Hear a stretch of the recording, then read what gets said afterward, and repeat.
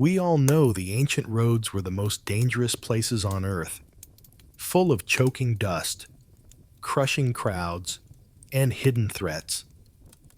But where could a traveler, exhausted after walking all day under the brutal sun, finally find a place of genuine, unconditional rest? This is the quiet, secret story of what it was like to visit the home of Mary and Martha.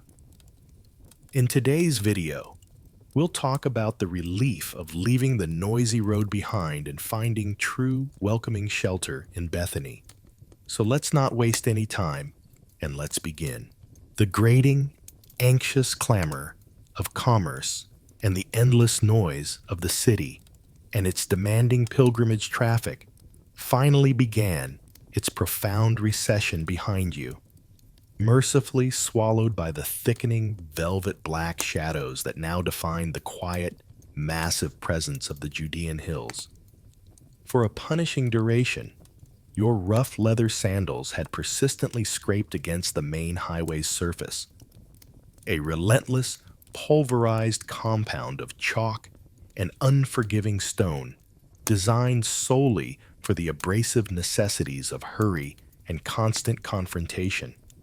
But now, turning onto the narrow, winding dirt track toward the specific piece of Bethany, a profound, soul-deep silence finally found purchase in your weary, aching bones. The suffocating, aggressive heat that had burdened the landscape throughout the long day had completely broken, leaving behind an intensely subtle, yet thoroughly pervasive warmth in the air that now acted as a gentle vessel, carrying the first soft, therapeutic fragrances of the undisturbed wilderness, a mix of dry, clean earth and the sharp, deeply medicinal perfume of crushed wild thyme released underfoot. You could now distinctly hear the simple, comforting, rhythmic sigh of your own breath, an intimate sound that had been utterly obliterated and drowned out for hours by the aggressive, metallic clang of the city's cartwheels and the distant, harsh, demanding cries of frustrated merchants near the monumental city gates of Jerusalem. Every careful, deliberate movement of your foot now felt like a conscious, sacred choice toward specific sanctuary. The almost whispered, dragging sound of your leather against the dust serving as a quiet, meditative measure of your increasing and undeniable proximity to perfect, deserved rest. The last of the direct light had fully faded into the deep, transcendent indigo, known as the cooling blue hour, effectively transforming the harsh, familiar, and challenging contours of the regional hills into soft, undulating forms that now promised protective concealment rather than exposed vulnerability. The atmosphere grew perceptibly and deliciously cooler, a pervasive, welcoming chill that began to gently seep into the tightly woven woolen folds of your heavy travel cloak, offering an immediate, soothing balm to the sun-tightened, gritty skin of your exposed face.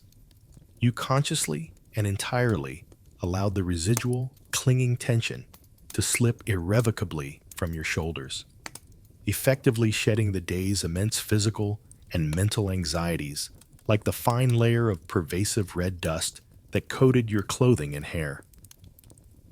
This precious moment, suspended perfectly between the recent tumult of the vast city and the anticipated, forthcoming peace of the small, sleeping village, represented a potent and necessary emotional release, a slow motion, healing unraveling of cumulative stress that finally signaled the true, peaceful end of the journey. Far ahead, nestled just beyond a subtle curve in the ever-darkening, dusty path, a small, infinitely hopeful beacon of private human habitation, bravely pierced the surrounding gloom. A lone, weak, yet insistently flickering oil lamp, casting a tiny, imperfect orange stain against the overwhelming, monumental darkness of the surrounding landscape. This solitary, quiet glow was profoundly distinct.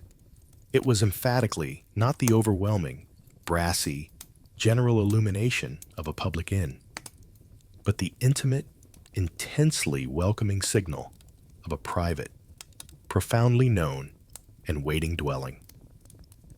Its steadfast light was clearly guiding you specifically, pulling your gaze away from the anonymous, sprawling, and indifferent silhouettes of the ancient olive trees and drawing you towards a distinct promise of deeply personal, prepared hospitality.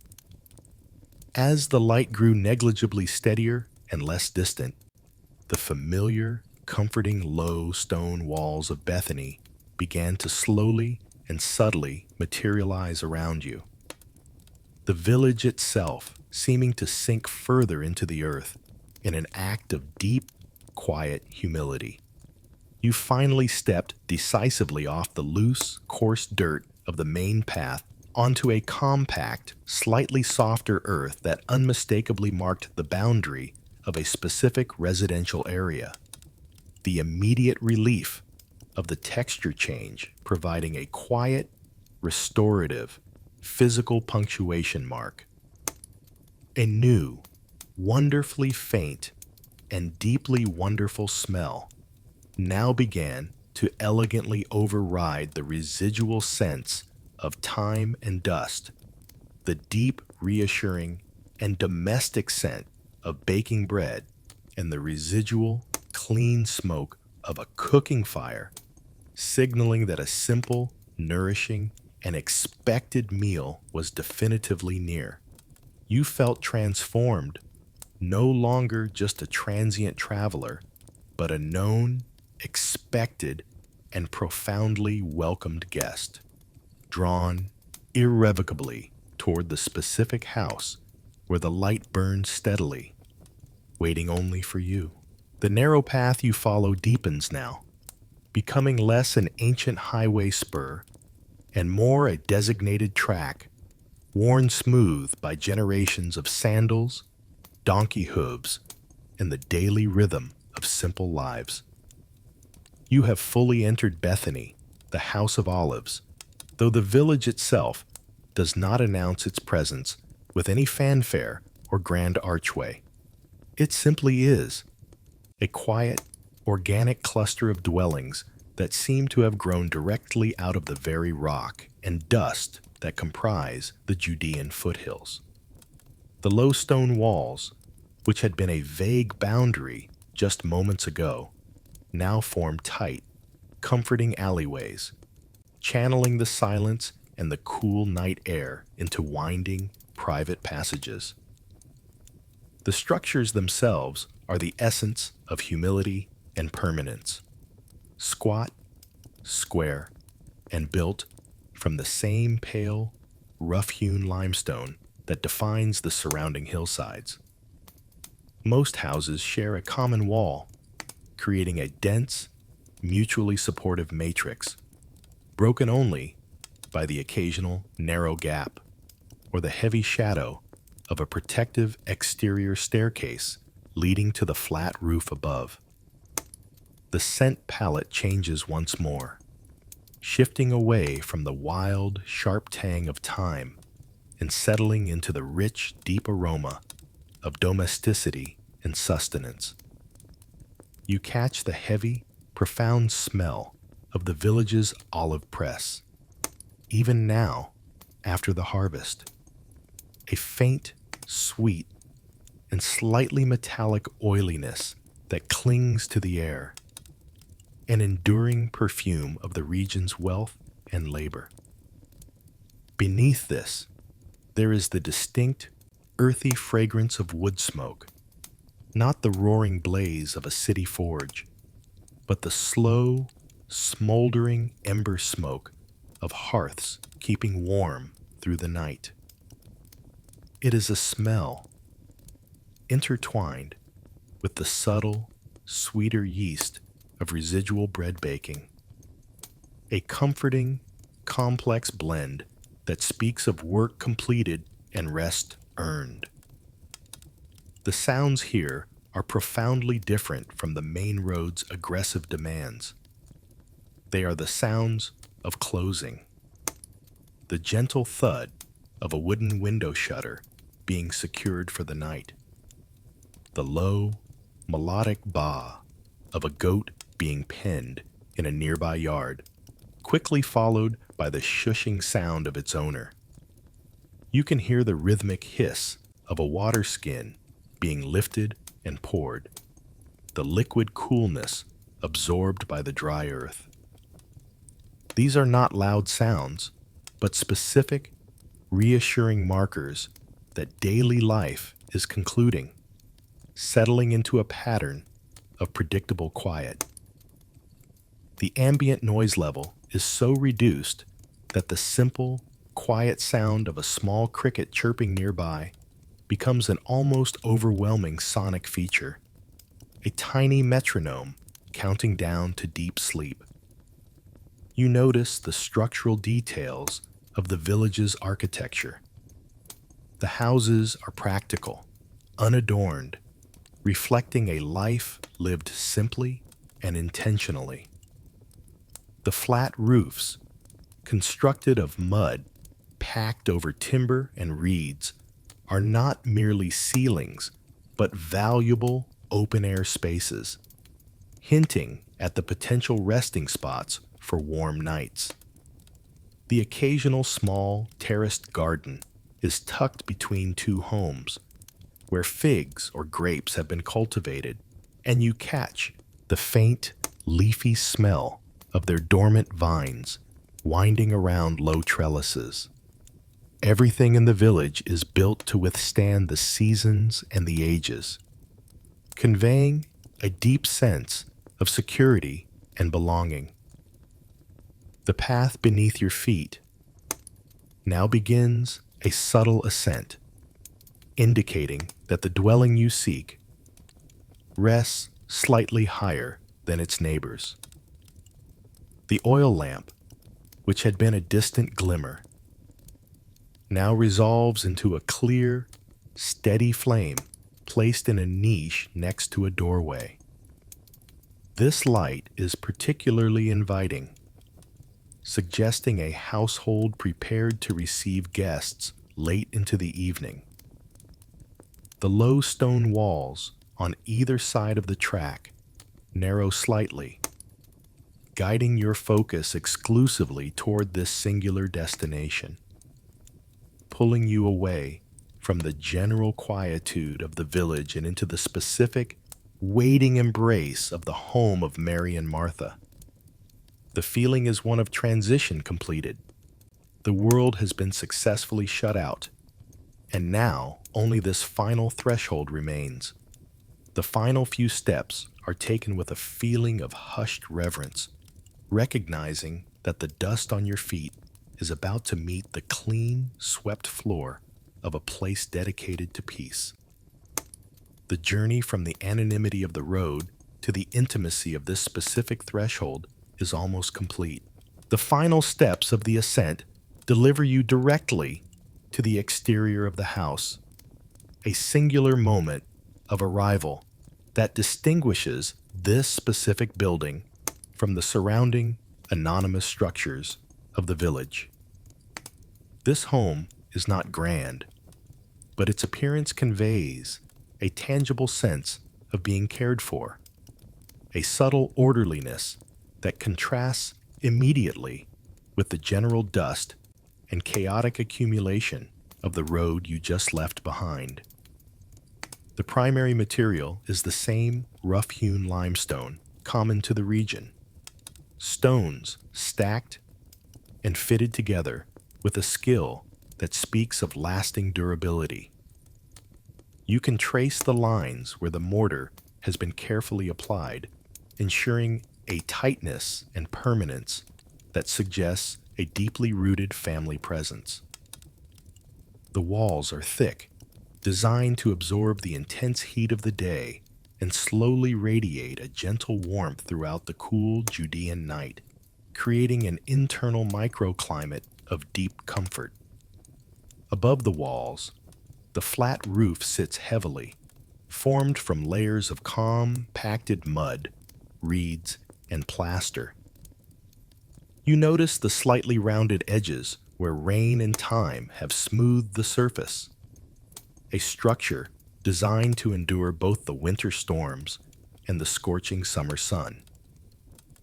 A simple, short stone parapet runs around the edge, a practical measure that both provides privacy for those who sleep or work above and ensures that no one accidentally falls from the edge in the dark. It is a rooftop designed for practical living and quiet contemplation under the vast open sky. Your gaze is drawn to the entrance, which is marked by a single, heavy wooden door.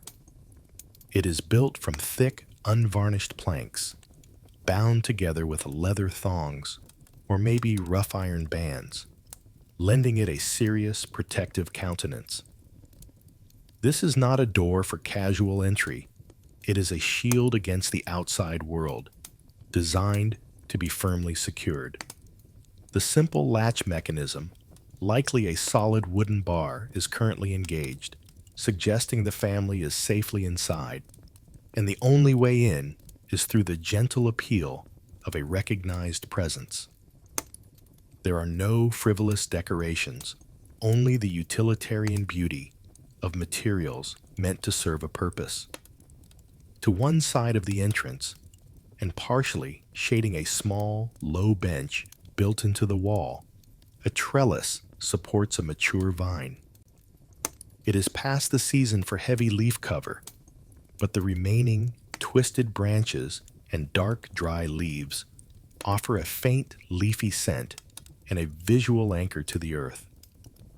This vine symbolizes the life and abundance within the walls, an understated contrast to the hard stone and dusty surroundings.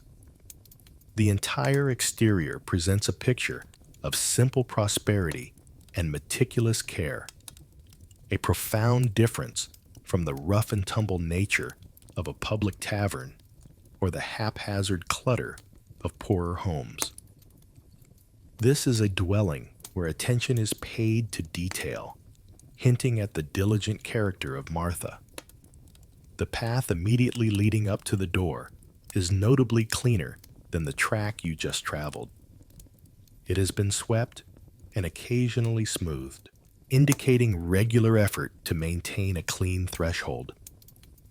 There is a small, hollowed-out stone placed near the door, a basin for washing the feet of guests, which already holds a residue of cool, clean water, anticipating the arrival of the weary traveler.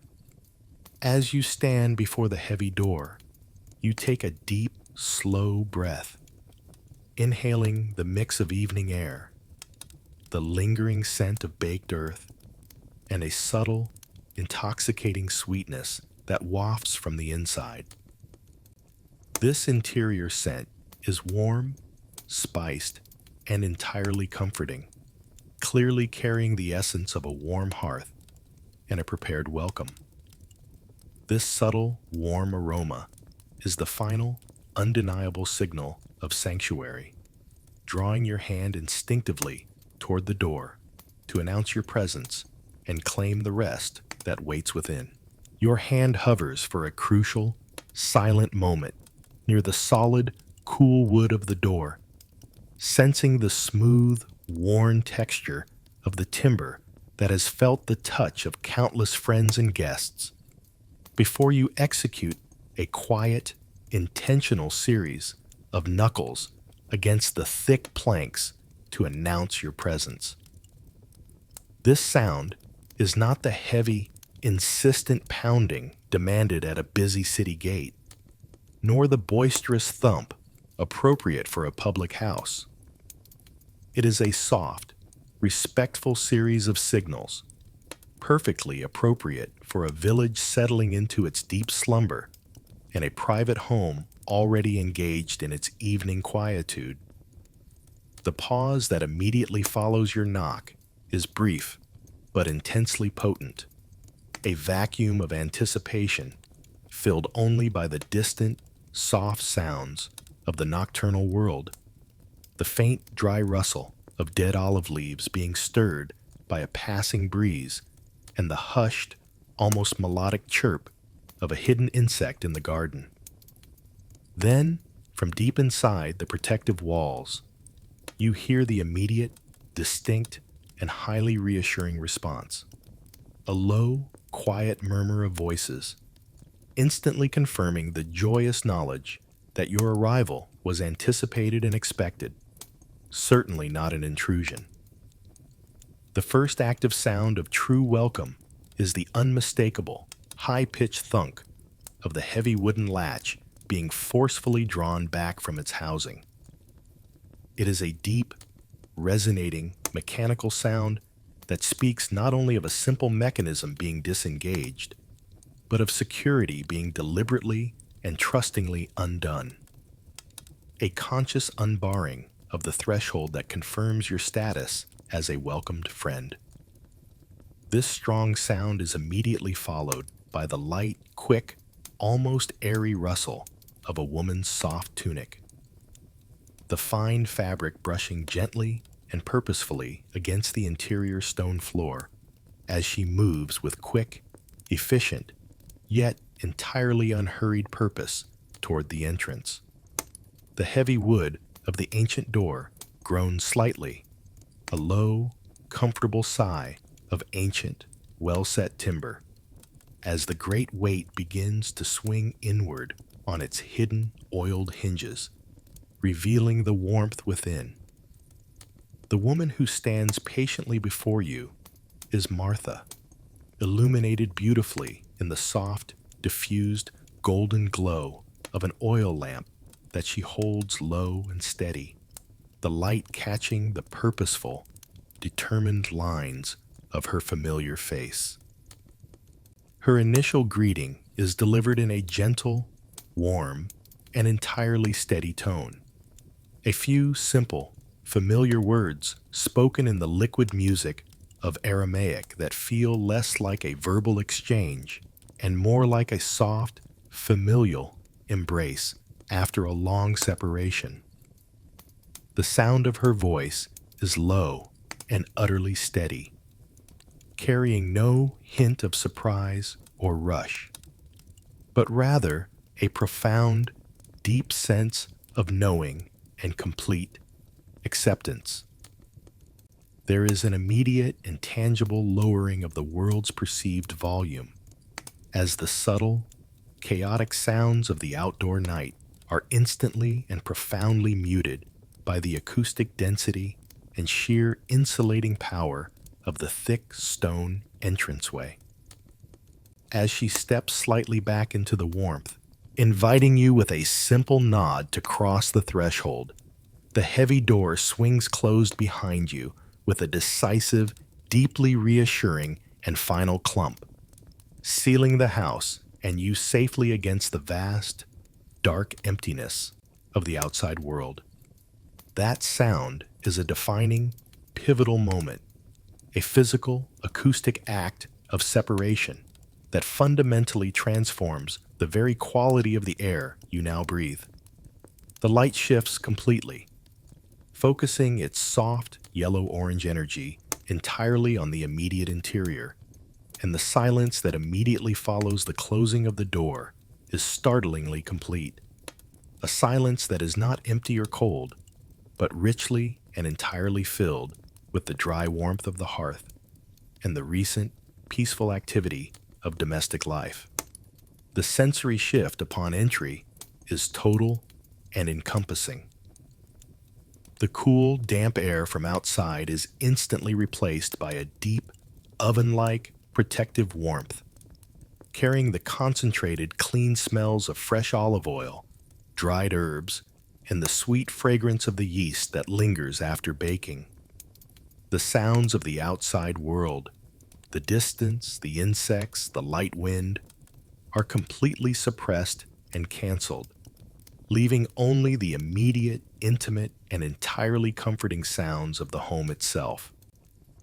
You hear the soft, smooth padding of Martha's soft footsteps on the internal floor, the quiet, almost metallic clink of the lamp being placed securely on a low stone shelf in the niche, and the rhythmic, low tap-tap of a simple wooden pestle in a mortar from a room further inside. Perhaps Mary quietly preparing a final, small ingredient of spice or dried herb. The welcoming sound of this house is not the raucous clamor of a tavern celebrating a noisy arrival. It is the profound, accepting quietude of a sanctuary that finally accepts its weary burden, telling you that you are now in a space where chaos cannot enter, completely enveloped by a purposeful, loving, and entirely secure stillness. The simple act of breathing becomes easier, deeper, and slower. Having been sealed inside by the closing door, you find yourself immediately standing in the protected hush of the central courtyard, a transitional space that serves as the true heart and initial lobby of this ancient home. This area is not vast, but its open-air nature and square design provide an immediate, calming sense of quiet permanence and tangible protection. The courtyard is enclosed entirely by the high, thick, formidable stone walls of the house structure itself, which rise around you like natural, supportive cliffs, completely shielding the space from any wind or outside noise. Above your head, the sight is one of stunning majesty, a profound, deep velvet expanse of the night sky, its edges framed cleanly by the dark, irregular, and geometric lines of the surrounding flat roofs, now brilliantly visible due to the strategic interior placement of the single oil lamp. The sheer, awe-inspiring number of stars, glittering cold and fiercely distant, only serves to emphasize the small, concentrated, and profoundly powerful warmth created by the human gathering below. The entire floor of the courtyard is smoothly paved with tightly fitted flagstones, cool and immediately dry beneath your still dusty sandals. This cool, smooth texture contrasts sharply and pleasantly with the gritty, uneven, unpredictable earth of the road you just traveled, marking a clear boundary between the external world and the internal peace. As you step across this threshold and move toward the interior light, you can hear the soft, faint scraping sound of your coarse outer garment, which is still faintly coated in the fine, dry travel dust, brushing almost silently against the cool, clean stone surface beneath your feet. The quality of the air here is distinct. It is cooler than the interior rooms due to the open roof, but the air is trapped, protected, and tempered by the high surrounding walls, creating a fresh, protected microclimate where the heavy, comforting scents of the hearth are mixed gently with the faint mineral smell of the ancient cold stone itself. Domestic life, recently concluded for the evening, is subtly, peacefully displayed in this functional space. In one carefully designated corner, leaning securely against the main wall, you notice a large-tall ceramic storage jar, the crucial vessel for the home's fresh water, or cistern water, covered carefully with a flat wooden lid to keep the contents clean and cool. Near this important jar, a simple, sturdy, woven rope, and a small ceramic bucket rest neatly, suggesting the quiet, rhythmic ritual of drawing water that will take place in the early morning. The sight and implied cool presence of the water add powerfully to the feeling of refreshment and readiness. On a small, slightly raised stone platform against another wall, a well-used leather bag and perhaps a wooden yoke rest neatly, indicating that other guests or family members have recently completed a journey. Everything in the courtyard is in its designated place, reflecting an orderly, attentive mind and a house that is maintained with diligence and a profound sense of loving care. Against the far, secluded wall, away from the entrance, a heavy, shallow stone basin is permanently set into the ground, a permanent grinding stone. Even now, in the stillness of the night, you can almost visualize Martha, or perhaps a servant, working here in the cool morning air, imagining the rhythmic, quiet grind and swish of the grain and the sound of low, comforting, early morning conversation. The necessary tools of daily sustenance are clearly integrated into the design of the space, yet their quiet stillness now completely confirms that the day's labor is done and that the night has claimed its rest. The courtyard serves as a necessary, functional space of psychological transition, allowing you to completely shed the anxious mentality of the outer world before entering the deeper, more intimate sanctuary of the family's living quarters. Martha moves quietly and with profound grace ahead of you, guiding you across the length of the cool, stone-paved floor. The texture underfoot is absolutely solid, cool, and immediately grounding, a dependable foundation. Her pace is deliberately calm and entirely unhurried, emphasizing that in this house, there is now all the time in the world for deep, restorative rest. As you move, your eyes are irresistibly drawn toward a heavier, darker archway opposite the main entrance, from which a warmer, more concentrated, and inviting light spills out. This light is distinctly orange and soft, carrying the strongest concentration of the hearth's comforting, clean wood smoke and the rich, complex, nourishing aroma of the evening meal. This glowing, beckoning opening is the final, immediate destination, the palpable promise of the common room, the fire, and the seated rest you crave. The final act of crossing the courtyard is a silent, profound agreement to leave the last vestiges of dust and the distance of the road behind, moving irrevocably toward the core warmth and the abiding love of hospitality.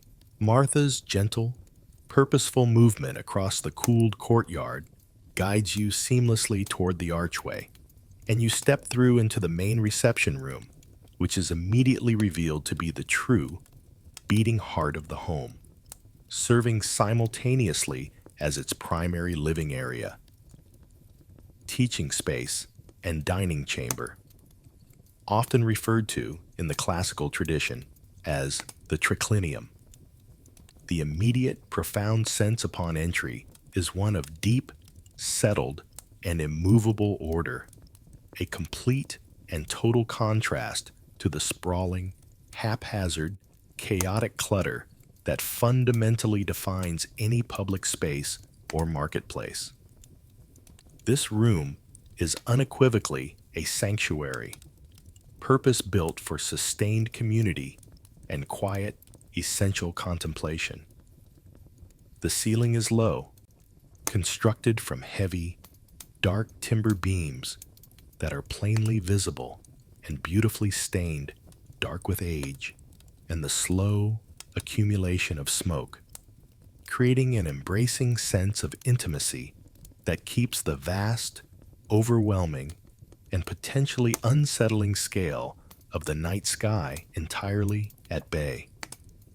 The deliberate, low height of the ceiling also serves a crucial function, trapping the heat and light effectively and layering the ambient air with a profound, pervasive, and immediate sense of restorative coziness. The lighting within the room is centered and deliberately soft, flowing almost entirely from the single, warm source of the hearth, rather than scattered from numerous competing oil lamps, ensuring that the shadows created are long, pliable, slow-moving, and entirely non-threatening. The main floor is likely simple, meticulously packed earth, which is fully covered in finely woven, simple rush mats and thick, generously sized woolen rugs that feel surprisingly soft, dry, and entirely quiet beneath your weary, relieved feet. These mats and rugs define the clear seating areas, where low, simple, square cushions, stuffed firmly with soft wool or dry, clean grasses, are arranged carefully around a central, very low wooden table. This entire setup is the simple furniture of the ancient world, designed not for height, individual display, or social hierarchy, but for essential communal gathering, relaxed reclining during meals, and the shared, unhurried experience of conversation.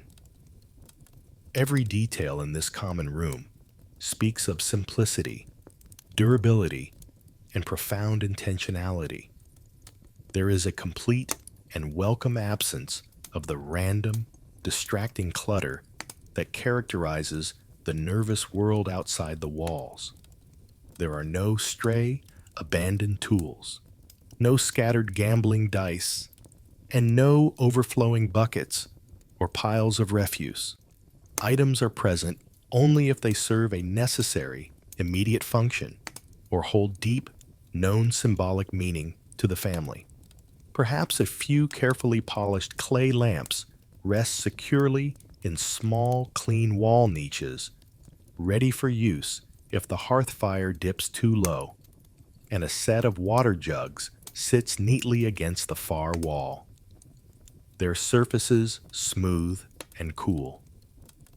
Crucially, this room is not ultimately defined by what it contains, but by the substantial negative space it consciously preserves. Space for quiet, unhurried thought, for deep, sustained conversation, and for the simple, profound, and often forgotten act of merely being present. The pervasive, dominant scent of this inner sanctum is the most immediate and encompassing comfort.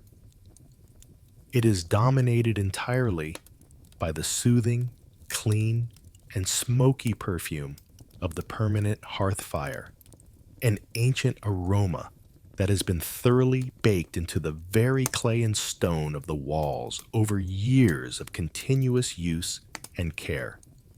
This wood smoke is notably not acrid or choking, but dry, subtly sweet, and pure, elegantly mixed with the subtle, warm scent of dried lentils, the fine aroma of milling spice, and the faint, universally nourishing fragrance of the finest olive oil. It is the complex, welcoming scent of a home that is consistently fed, warmly protected, and fully prepared to receive the weary guest. The entire atmosphere is an active, protective embrace, a solid, enveloping stillness that seems to press gently and kindly against your lingering tension, encouraging it to dissolve irrevocably. You are guided toward the designated place of rest, and the sense of silence seems to deepen and intensify as you finally settle onto a firm, welcoming cushion near the back wall. From this privileged vantage point, you observe the ordered, simple geometry of the room, recognizing how the architecture itself is specifically designed to facilitate rest and intimacy. The immense thickness of the walls dampens and absorbs any distant sounds, and the low, soft light discourages any nervous, restless, or anxious movement.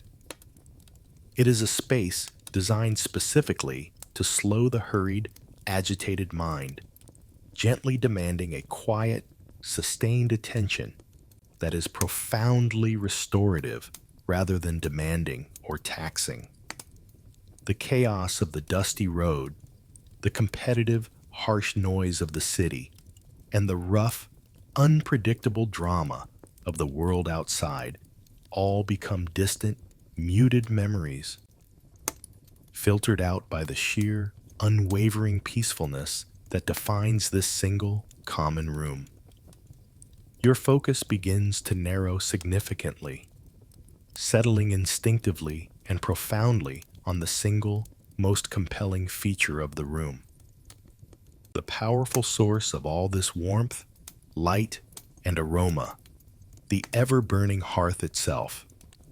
This singular, focal point of heat and nourishment is precisely where the narrative must linger next, offering deep, restful attention. Your attention naturally drifts, settles, and then fixes upon the hearth, recognizing it immediately as the essential spiritual and physical nucleus of the entire dwelling, the true engine of the home's hospitality. It is a simple, highly functional structure, set deliberately low to the ground and often slightly recessed into the thick, protective clay or stone of the wall, designed not just for the intermittent needs of cooking, but for the enduring, sustained provision of warmth throughout the cold hours. The fire that burns within is not a roaring, chaotic, or unpredictable bonfire, but a carefully controlled, profoundly mesmerizing, and slow burn, kept meticulously alive and stable with small, dense pieces of dry, local wood and carefully selected, compact charcoal. The resulting glow is a deep, reassuring, constant orange, the pure, elemental color of ancient gold and perfect, unassailable safety. This slow, controlled burn gives off a series of tiny, intimate sounds that are absorbed and magnified by the surrounding quiet room. You hear the faint, predictable, rhythmic clicking as a piece of charcoal settles against its neighbors in the bed of embers. A low, quick, metallic tink as a small fragment of ash breaks away and falls, and the occasional, soft, rhythmic hiss as a drop of residual moisture hidden deep within the wood is gently released as steam and immediately consumed by the heat. These are the deep, ancestral sounds of persistence and security, acting as constant, dependable companions in the dark, and serving as a natural, pervasive, and soothing counterpoint to the total external silence.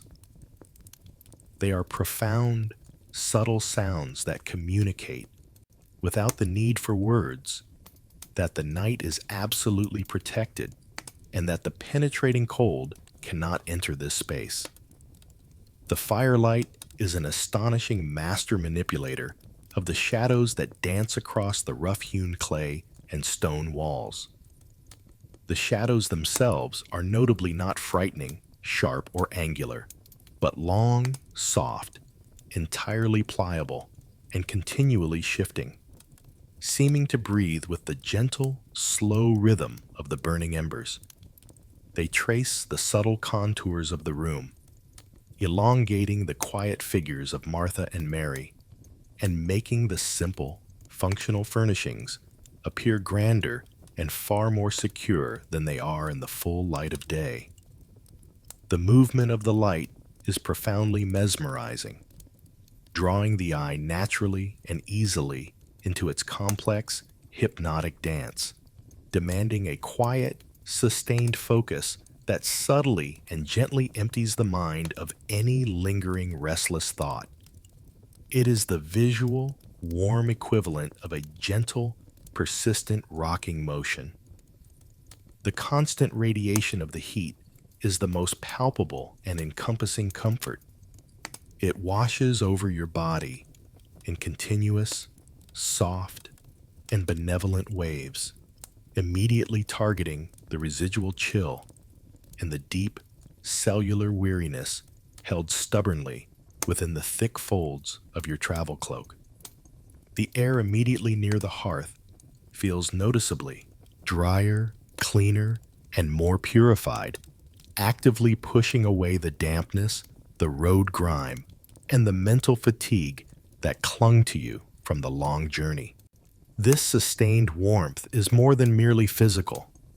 It is a deep-seated, symbolic assurance of the home's stability and readiness, a vital symbol that resources are responsibly managed, that essential provisions are secure, and that the family is prepared for any depth of darkness or cold that the night or the future might bring. This profound feeling of prepared, unshakable security is the single, most crucial foundation of true, deep rest.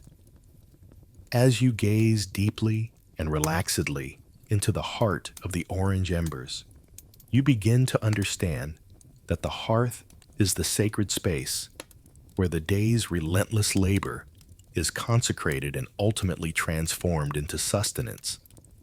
It is the place of quiet alchemy where raw, difficult material becomes the restorative energy that feeds both the body and the enduring soul. The simple, insistent presence of the fire in the very center of the room draws everyone's focus inward, naturally encouraging communication, intimacy, and discouraging any form of nervous separation. The warmth emanating from this glowing center naturally and inevitably introduces the necessary work that continues to happen near its borders, which is the meticulous preparation of the evening meal, an essential, final, necessary act of hospitality before the night fully settles into its deepest point. The immediate, soft shift of focus moves effortlessly from the embers themselves to the quiet, determined figure moving in its light, preparing the simple, blessed table for rest and nourishment. The unwavering, substantial warmth of the permanent hearth fire immediately brings into sharp, functional focus the figure who tends to its powerful gifts and ensures its perpetual, vital utility. Martha, the meticulous keeper, diligent manager, and strong, immovable foundation of this stable household.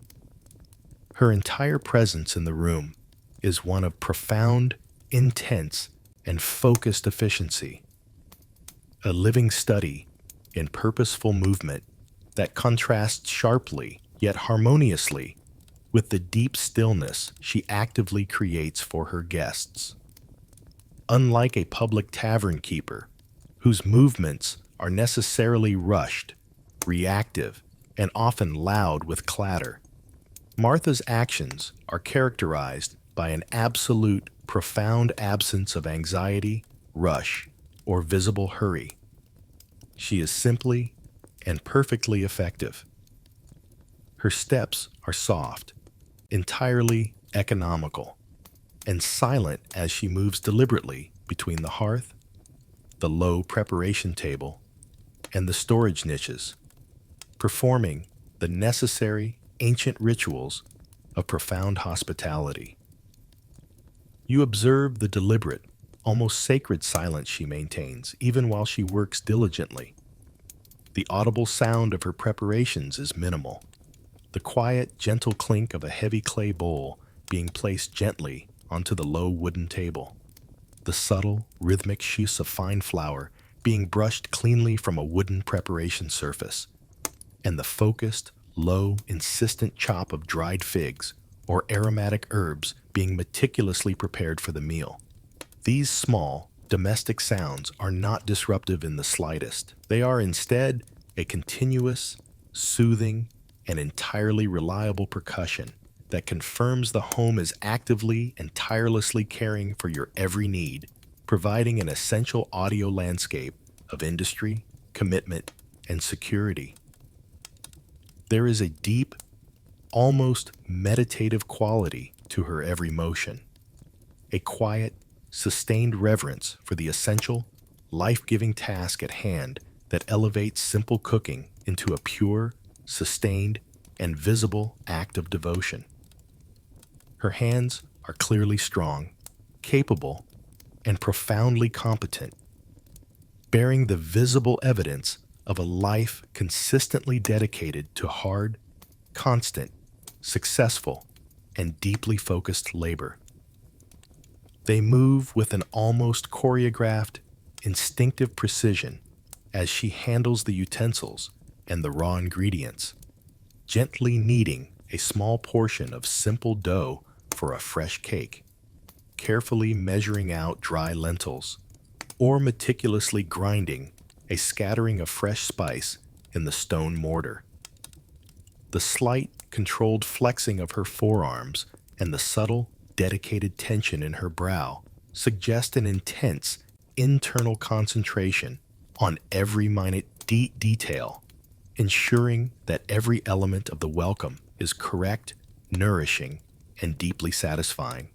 She is the undeniable anchor of the entire household, the one who attends meticulously and lovingly to the immediate, tangible, and fundamental needs of the body. The unique scent that surrounds Martha is clean, concentrated, and distinctly different from the general aroma of the common room. It is sharp and invigorating, with the fresh fragrance of the ingredients she actively handles.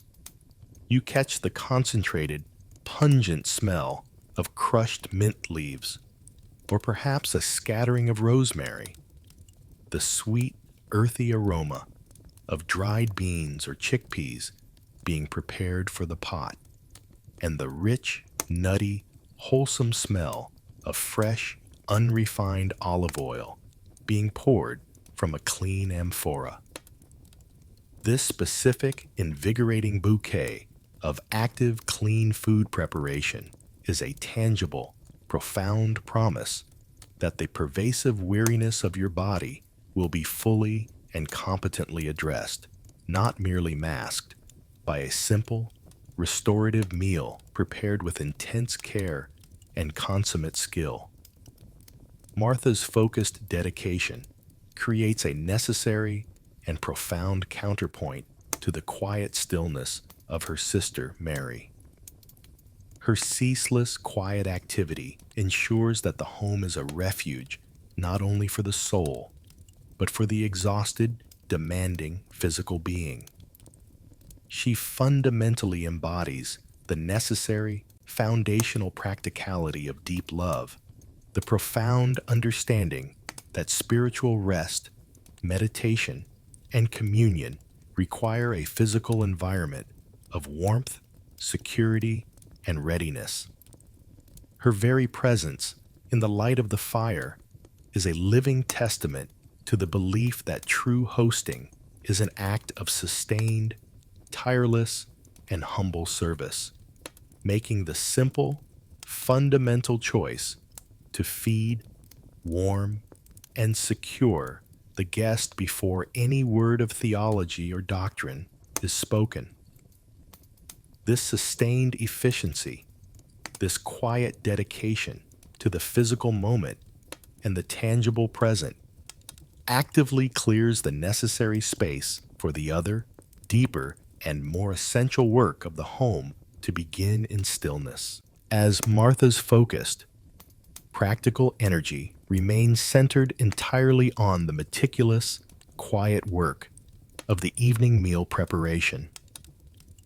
Your gaze is inevitably and softly drawn toward the quiet, still figure of her sister Mary, who occupies a place of profound, dedicated stillness nearby. Mary's essential character, her entire being, is defined not by the sound of labor or the urgency of motion, but by the quiet, absolute power of her complete attention and steady presence. She is seated low on a simple rush mat, positioned intentionally slightly away from the immediate, demanding heat of the hearth, but still clearly bathed in its gentle, ambient, golden light.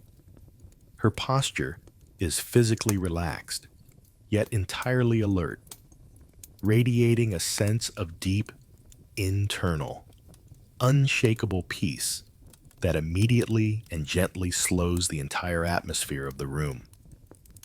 The primary sensory experience of Mary is not defined by activity, but by the subtle, low sound of conversation, or, more accurately and profoundly, the sound of listening. You observe her head slightly inclined, her hands resting softly and patiently in her lap, her entire focused being dedicated fully to the quiet exchange of ideas or lessons taking place in the room. The only sound emanating from her directly is the soft, subtle, rhythmic, and perfectly consistent sound of her own steady breathing, an even, quiet measure of her inner tranquility and deep engagement. This sound, more than any other noise in the room, is profoundly and intrinsically relaxing, acting as a deep, calming anchor for the nervous system, subtly and gently encouraging your own breath to naturally match its slow, consistent, and peaceful pace. Her quiet presence fundamentally represents the deliberate spiritual choice of being overdoing, the profound, quiet reverence she consistently holds for the moments of spiritual connection and deep instruction. While Martha is busy providing the tangible and necessary warmth, food, and physical security, Mary simultaneously provides the equally vital, essential element of receptive peace and attention. She actively creates a vacuum of deep stillness around herself that is far from passive or empty, but is, in fact, intensely focused and generative, inviting the deeper currents of thought and spiritual emotion to surface naturally without the interference of distraction or anxiety. It is a profound stillness born not of idleness or exhaustion, but of concentrated, demanding internal work. The soft ambient light plays across Mary in a way that profoundly emphasizes her composure and control. The firelight softens the lines of her face, highlighting the quiet intensity and complete focus in her eyes as she follows the low murmur of the conversation. Her physical movements are minimal, a slow, deliberate nod of affirmation, a slight, gentle adjustment of her posture, the occasional, soft movement of her fingers tracing a pattern on the rug.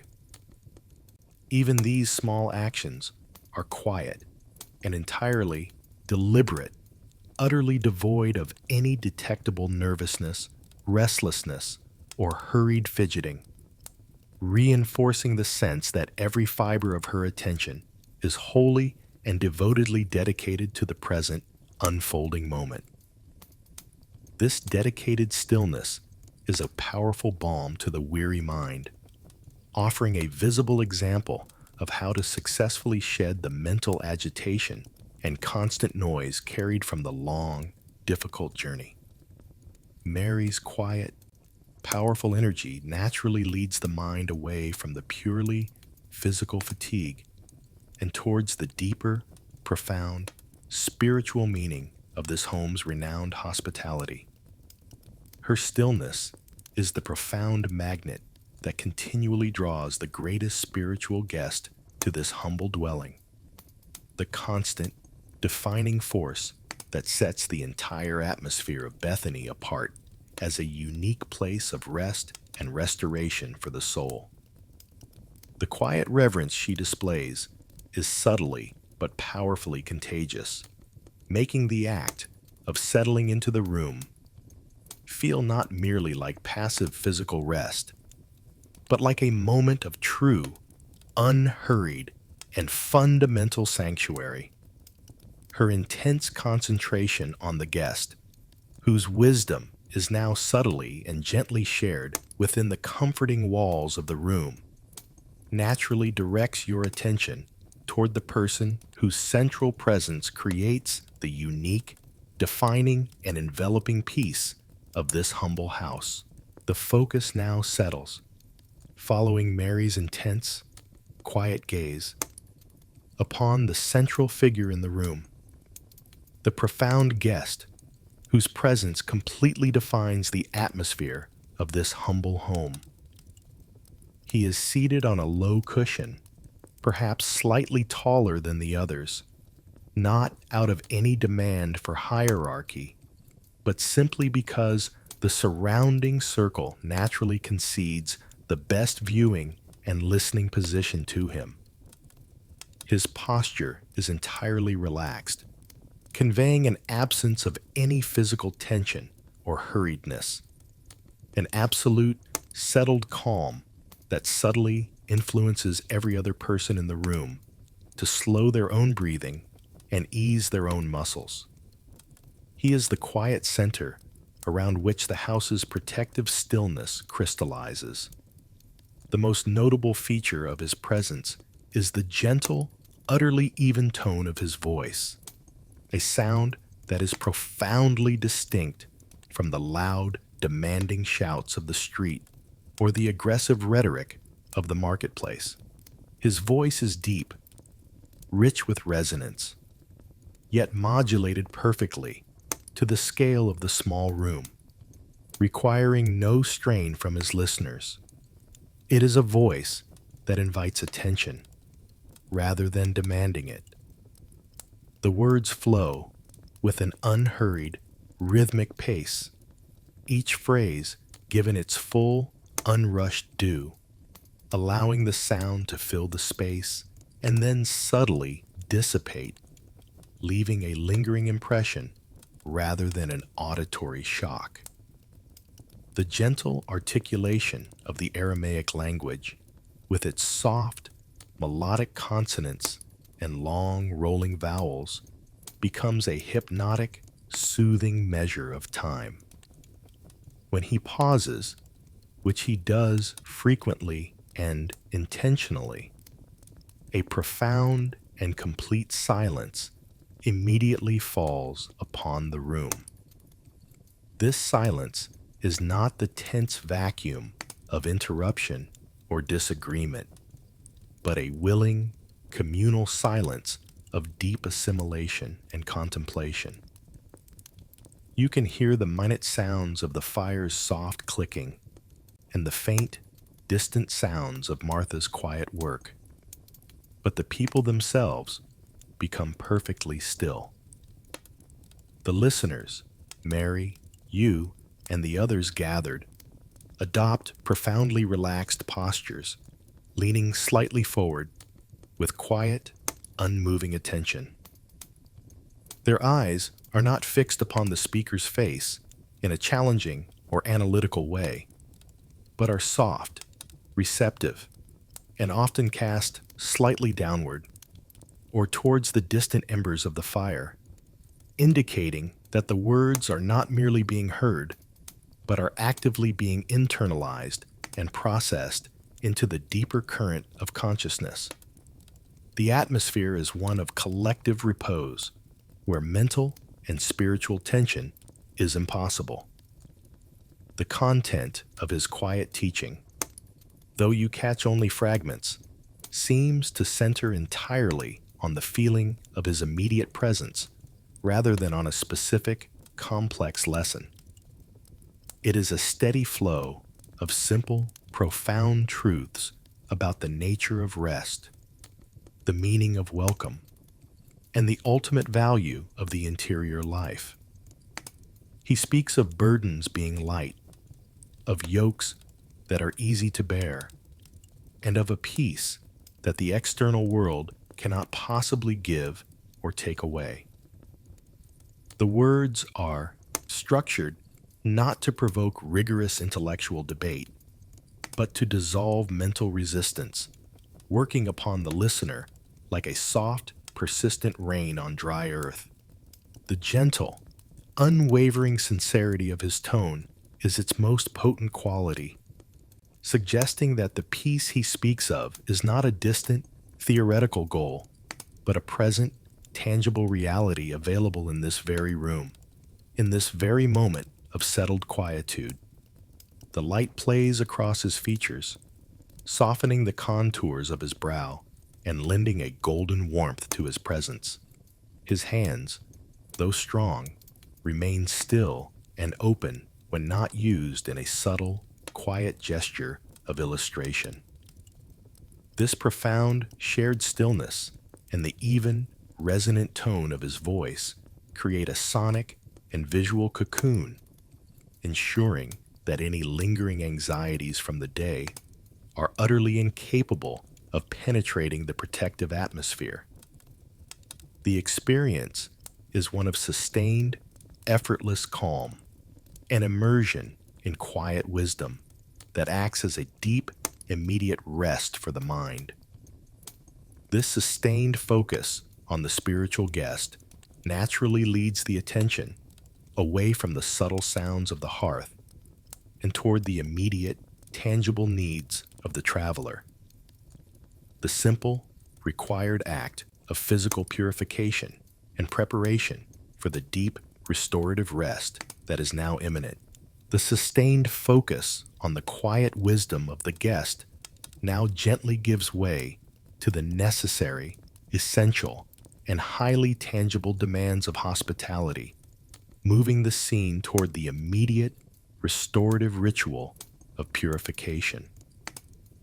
It is an ancient, required tradition of the road. No guest may fully settle or partake of the meal until the dust, sweat, and grime of the journey have been completely washed away.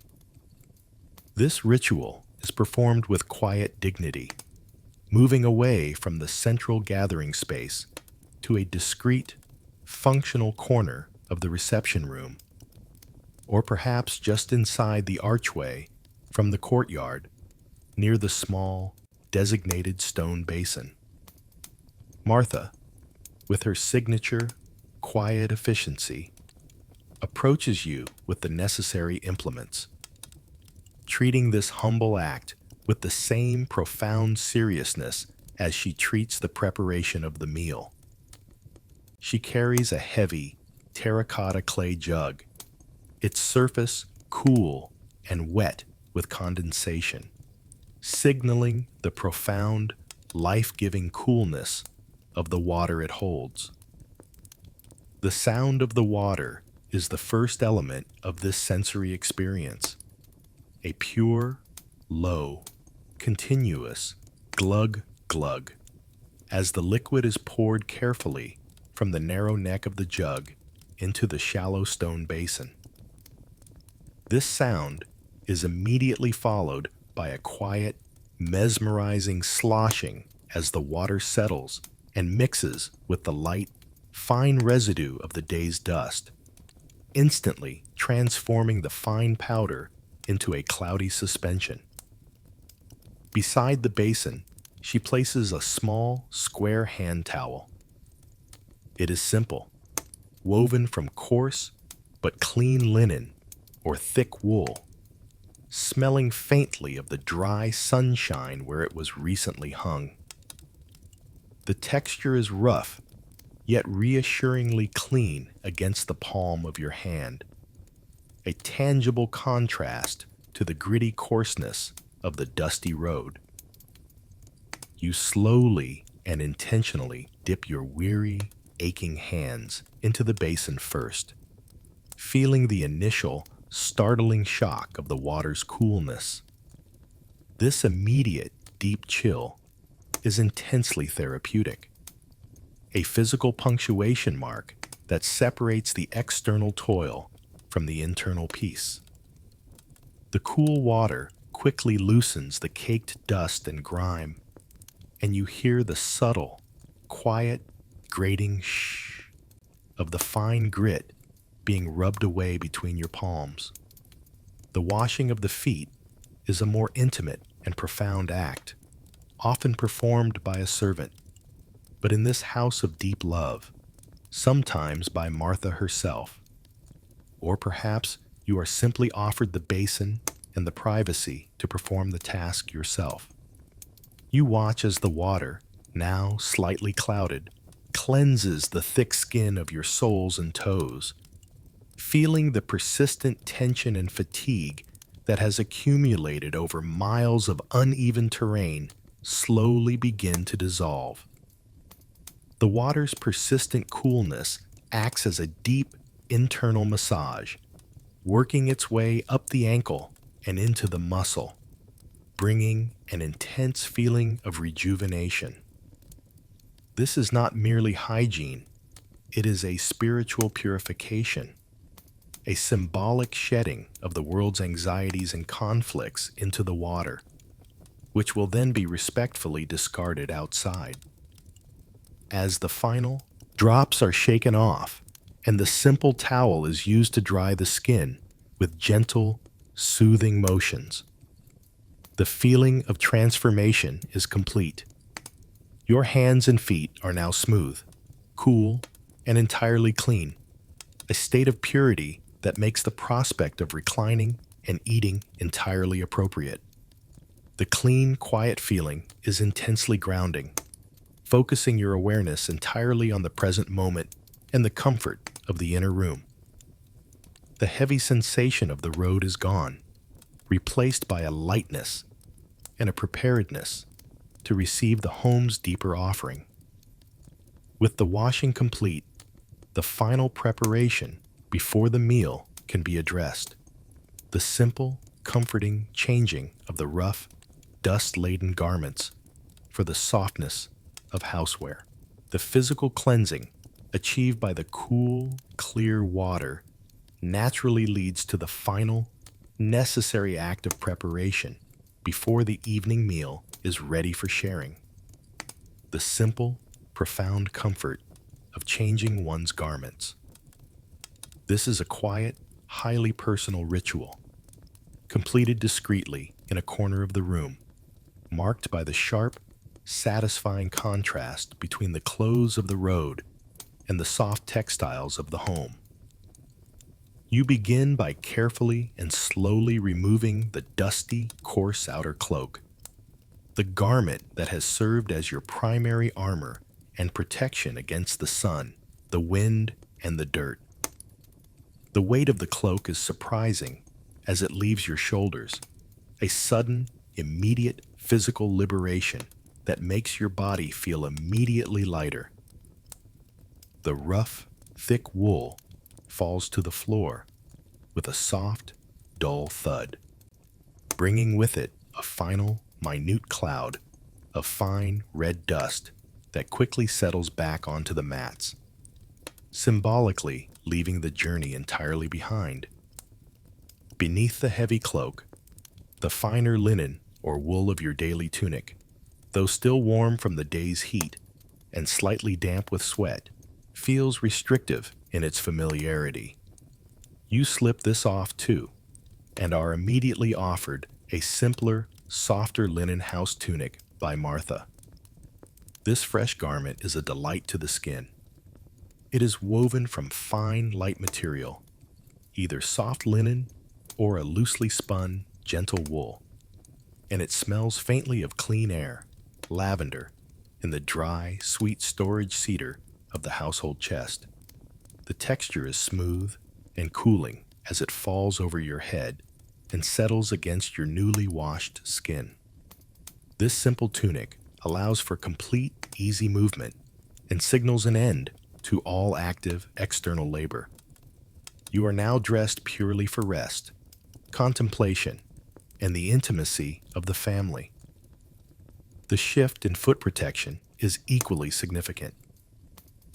Your heavy leather road sandals, designed for durability against stone and dirt, are set aside near the washing basin. In their place, you wear only the thin sole of a simple house sandal or go entirely barefoot on the clean mats. The texture of the floor through this thin layer is intensely grounding. The slight roughness of the rush mats, the surprising, firm cushion of the thick woolen rugs, and the coolness of the underlying packed earth. This constant, subtle awareness of the ground beneath your feet is deeply soothing, confirming your safety and stability within the protective walls of the home. You settle back onto the low cushions, allowing your body to fully appreciate the softness and support of the bedding. The cushion beneath you is firm and clean, perfectly complementing the softness of the fresh tunic. The mats around you are orderly, geometric, and clearly defined.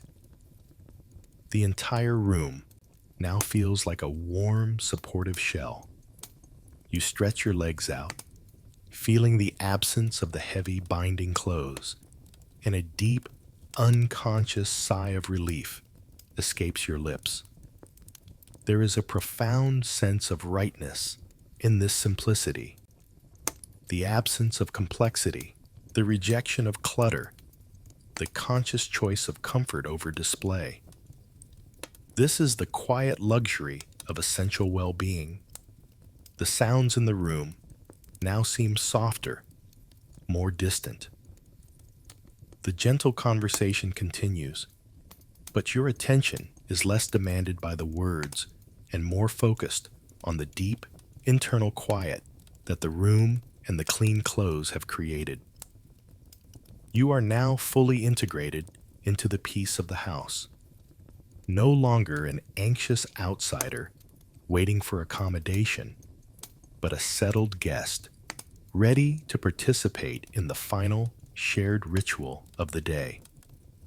The body, having been cleaned, clothed, and rested, now waits patiently for its final, deep nourishment.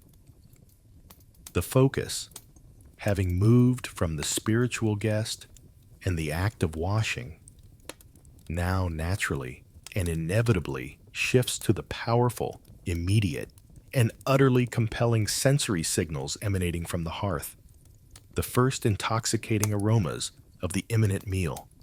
The quiet anticipation builds, and the stomach begins to respond with soft, internal stirrings, drawn by the final, irresistible call of hospitality.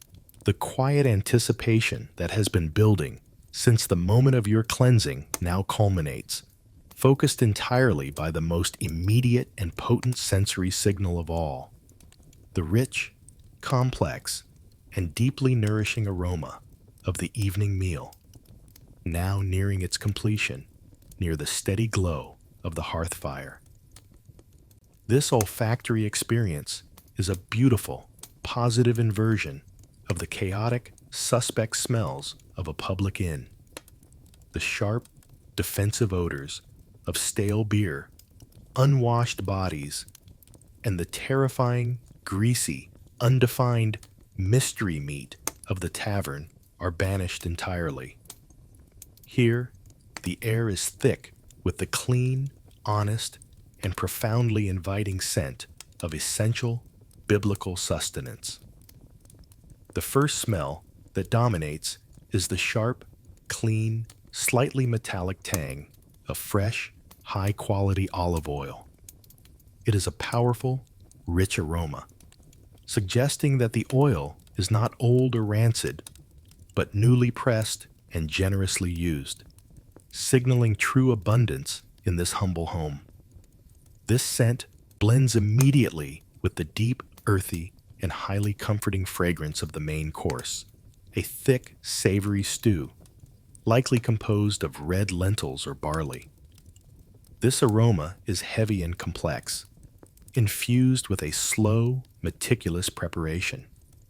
You can detect the deep, underlying minerality of the dried legumes, the faint, comforting taste of salt, and the warm, rounded flavor of slow-cooked onions or leeks that have completely dissolved into the broth.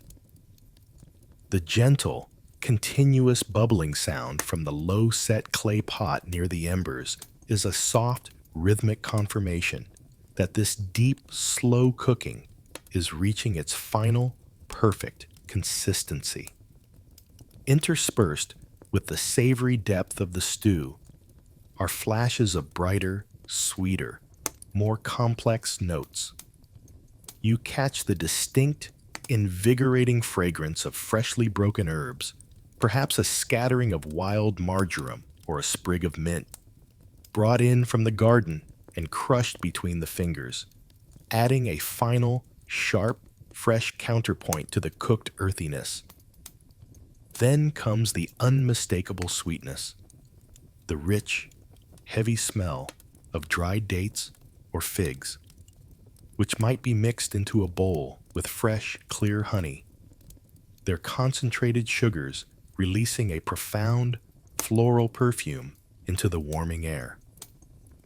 This sweet aroma provides a promise of both pleasure and necessary energy after the long, grueling fast of the day. The most essential aroma, the smell that centers the entire meal and makes it possible, is that of freshly broken bread. Martha has removed a small, flat loaf from the warm ashes or a separate clay oven, and the sound of the thick crust being snapped open is a sharp, quiet crack, quickly followed by a rush of clean, dense, yeasty warmth. This is the smell of life itself, a foundation of nourishment. The bread is simple: barley or wheat flour, water, and salt. But its hot, wholesome fragrance is the perfect antidote to the emptiness of the road. It smells of labor, hearth fire, and ultimate safety. As all these elements combine, the savory stew, the sharp oil, the floral honey, and the clean bread, the common room is completely enveloped in a protective, nourishing cloud. This composite smell acts as a profound physical invitation, triggering an immediate and deep relaxation within the body, signaling to every muscle and nerve that the search for sustenance is finally and successfully over. The sheer honesty and simplicity of these ancient aromas contrast sharply with the anonymous, confusing smells of the outside world, conveying a sense of transparency and trust. And you are not only about to be fed, but you are about to share in the purest, most fundamental provisions of the earth, prepared with love and complete attention. The final, irresistible sensory pull of the food leads the gaze, naturally, from the fragrant air to the low table, where the simple but abundant meal is now being placed for communal sharing.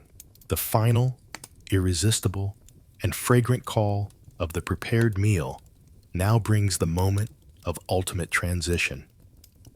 The movement from anticipation to consumption, centered entirely on the ancient, essential, and profoundly sacred ritual of the bread. The low, simple wooden table, polished smooth by years of loving use, and now covered with a clean, slightly coarse linen cloth, is the heart of the gathering. all eyes naturally fall upon the loaves. Martha, or perhaps the honored guest himself, reaches slowly for the bread, a deliberate action that pauses the low, murmuring hum of conversation and focuses the collective energy of the room. The loaf is not the light, fluffy delicacy of a city baker, but a heavy, humble flatbread, thick and substantial, its crust a deep, warm bronze color from the careful baking on the hearth's edges. You can feel the intense, comforting heat radiating gently from the center of the loaf, a warmth that speaks directly of the fire, the sun, and the arduous labor of the field that birthed the grain. The entire household falls into a deep, sustained, and immediate silence as the blessing begins. It is not a loud, theatrical oration, but a low, resonant murmur, delivered in a steady, quiet voice that carries a palpable weight of tradition and gratitude. The words of grace are simple, profound, and utterly timeless, acknowledging the ultimate source of the sustenance, thanking the earth, and consecrating the moment of shared consumption. This quiet offering is the sacred inversion of the tavern's aggressive, noisy demands for questionable drink and the false, temporary cheer of a fine vintage. Here, the blessing is the true, valuable vintage, a spiritual nourishment poured out before the physical need is met, ensuring that the act of eating is not merely consumption, but a communal, conscious act of profound spiritual memory and thanks. After the blessing concludes with a soft, collective, whispered Amen, the moment arrives for the physical, defining action. The hands holding the bread do not reach for a knife, for the loaf is never cut. It is only and always broken. The simple, heavy flatbread is taken firmly at opposing edges, and with a controlled, deliberate motion, it is torn cleanly in half. The sound this action creates is sharp, distinct, and deeply primal. A quick, dry, profound snap, and then a subsequent, soft, fibrous tear, tear, tear as the dense, porous interior of the bread is cleanly ripped open, revealing the steamy, white, yielding heart of the loaf. This clean, definite sound is the physical punctuation mark that signals the true beginning of the meal and the complete shared vulnerability of the community. The inner texture of the freshly broken bread is slightly sticky, warm, and highly fragrant, its rich, yeasty scent immediately intensifying in the small, warm room as the steam rises. A small piece is passed directly to you, and as you hold it, the texture is rough, yet reassuringly yielding in your palm. The taste is profoundly simple, yet immensely satisfying. The immediate taste of the grain, barley or humble wheat, dense and earthy, cut sharply by the honest, clean taste of salt, and the subtle, underlying, sweet nuttiness of the whole grain. This is the flavor of the earth and the fire, unadorned and utterly sustaining. It is the taste of true, unadulterated life itself. You are encouraged to dip the piece immediately into the bowl of thick, savory lentil stew that has been placed in the center of the low table. The warm, dry bread acts like a perfect sponge, soaking up the rich, dark, oily broth, softening its crust, and delivering the deep, complex flavors of the slow-cooked vegetables and pulses directly to the tongue. The consumption of the bread is a quiet, continuous, and communal process, entirely unhurried, performed with quiet attention rather than frantic necessity. The simple, profound weight of the ritual imbues the act of eating with a deep sense of dignity and belonging. The bread, broken and shared, is the ultimate assurance of security and peace. It is the food that anchors the body to the earth and the soul to the eternal moment of gratitude. This simple act of sharing the first and most essential element of the meal naturally draws the communal energy toward the next essential need, the necessity of drink, moving the focus from the warmth of the food to the profound, life-giving coolness of the water that will wash it down. With the simple, nourishing foundation of the broken bread and the savory stew now established, the natural rhythm of the meal shifts seamlessly to the necessary, essential element of drink. This moment is defined by an absolute, profound commitment to purity and simplicity, providing a direct, physical contrast to the heavy, often questionable, and inebriating nature of the tavern's questionable ale. Here, the primary beverage is the most fundamental and honest of all. Cool, clean, and life-giving water, drawn not from a public well or a polluted stream, but from the home's own, secure, deeply hidden cistern. Martha, with her predictable, quiet grace, moves toward the corner of the room near the entrance where the heavy, large water jug rests. Or perhaps she directs a younger, quiet member of the household to the courtyard cistern itself. The brief, specific, and intimate sounds associated with this task are deeply comforting and entirely domestic. If the water is drawn from the courtyard, you hear the distant, high-pitched whir of the dry rope running quickly over the pulley, followed by a slight plunk as the small bucket decisively meets the cool, concealed surface of the water far below the earth. This sound is a direct, audible confirmation of the home's self-sufficiency and deep security. A moment later, the low, steady clink of the full bucket against the stone lip of the cistern as it is carefully emptied into the large, porous clay storage jug is heard, signaling the abundance that is held in reserve. The water itself is then poured from the cool storage jug into simple, unadorned clay drinking cups. As the liquid hits the terracotta, you catch a slight metallic scent from the damp clay, a faint mineral taste that promises deep refreshment. You take the cup when offered, feeling the porous, rough, yet entirely clean texture of the earthenware against your palm. The water is startlingly cold, profoundly so, having been kept in the deep, protected darkness of the earth and shielded from the long day's heat. This intense coolness, as the water touches your tongue and then runs down your parched throat, is a physical sensation of immediate, absolute, and total relief.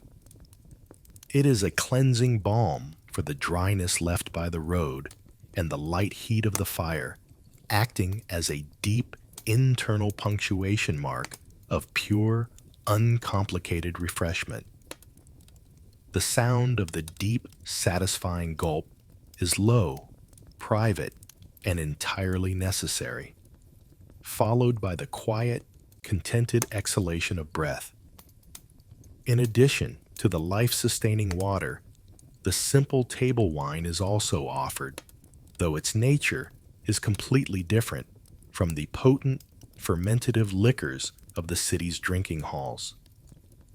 This is not a drink intended for aggressive drunkenness or mental dissolution, but a respectful, diluted addition to the meal.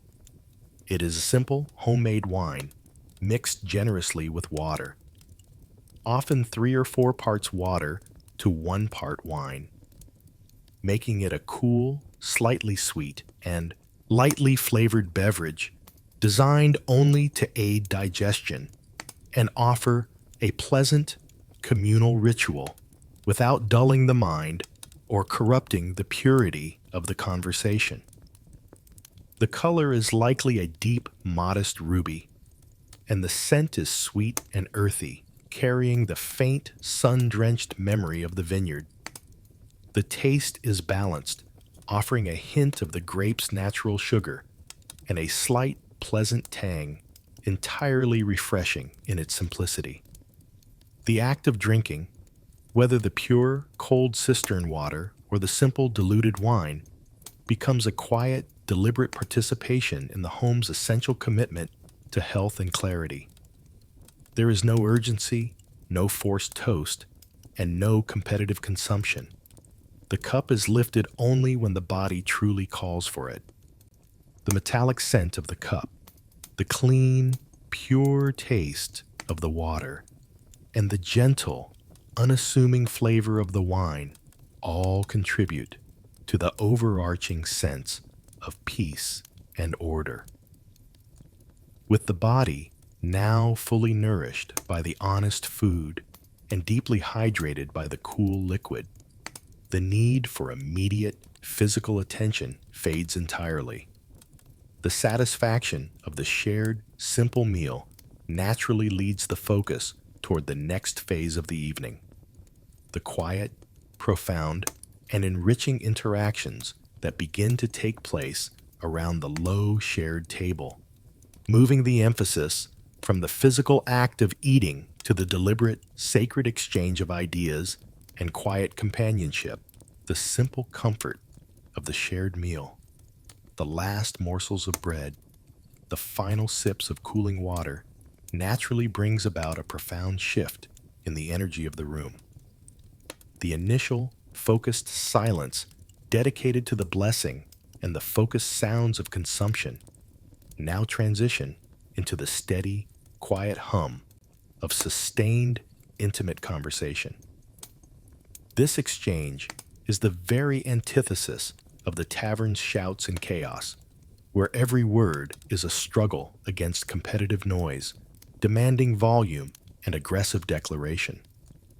Here, the low, settled murmuring around the table is an exercise in auditory subtlety, a quiet, flowing tapestry of voices that requires patience and deep, sustained attention from all participants. The tone is neither argumentative nor aggressively assertive, but deeply serious, philosophical, and utterly intimate. The sound of minds engaged in sincere, unhurried thought. The low ceiling and the thick, sound-dampening walls of the reception room are specifically designed to preserve this intimacy. The voices are kept intentionally quiet, requiring the listeners to lean slightly closer, adopting postures of engaged, humble focus that immediately foster a shared vulnerability and trust. This is the art of quiet, respectful dialogue, where the value of the silence between the phrases often holds more weight than the phrases themselves. You hear the soft, smooth, even tone of the guest, whose voice continues its rhythmic, gentle cadence, now asking searching, thoughtful questions that are designed not to test knowledge, but to explore the deep, interior architecture of the soul and the subtle meaning of the shared moment. The rhythm of the conversation is slow and entirely deliberate. A quiet question is posed, followed by a profound, shared silence as each person considers its weight. Then comes a response, often beginning with a low, thoughtful, and contented sigh of a full stomach and a settled mind, a physical exhalation of peace that precedes the verbal answer. This sigh is a quiet confirmation of physical ease, signaling that the body is now free, released from hunger, and able to fully support the demands of deep spiritual thought. You hear the soft, frequent sound of affirmation, the low of recognition, the subtle, quiet nodding in agreement as a point of shared wisdom is expressed.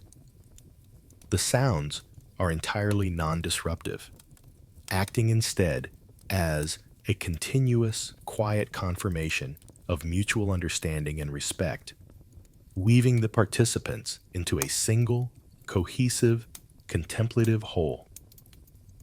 The content centers on the simple, profound truths that define the quiet life, the nature of true generosity, the meaning of forgiveness, the value of unobserved internal labor, and the ultimate destination of the spirit.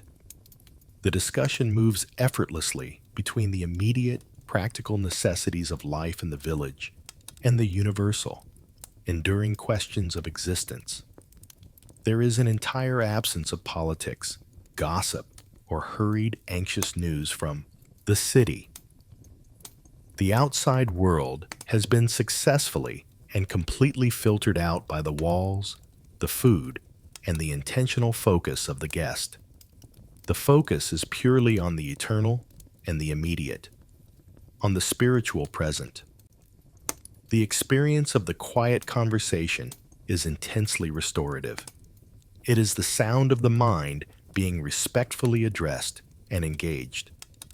A profound intellectual nourishment that matches the simple, wholesome quality of the meal.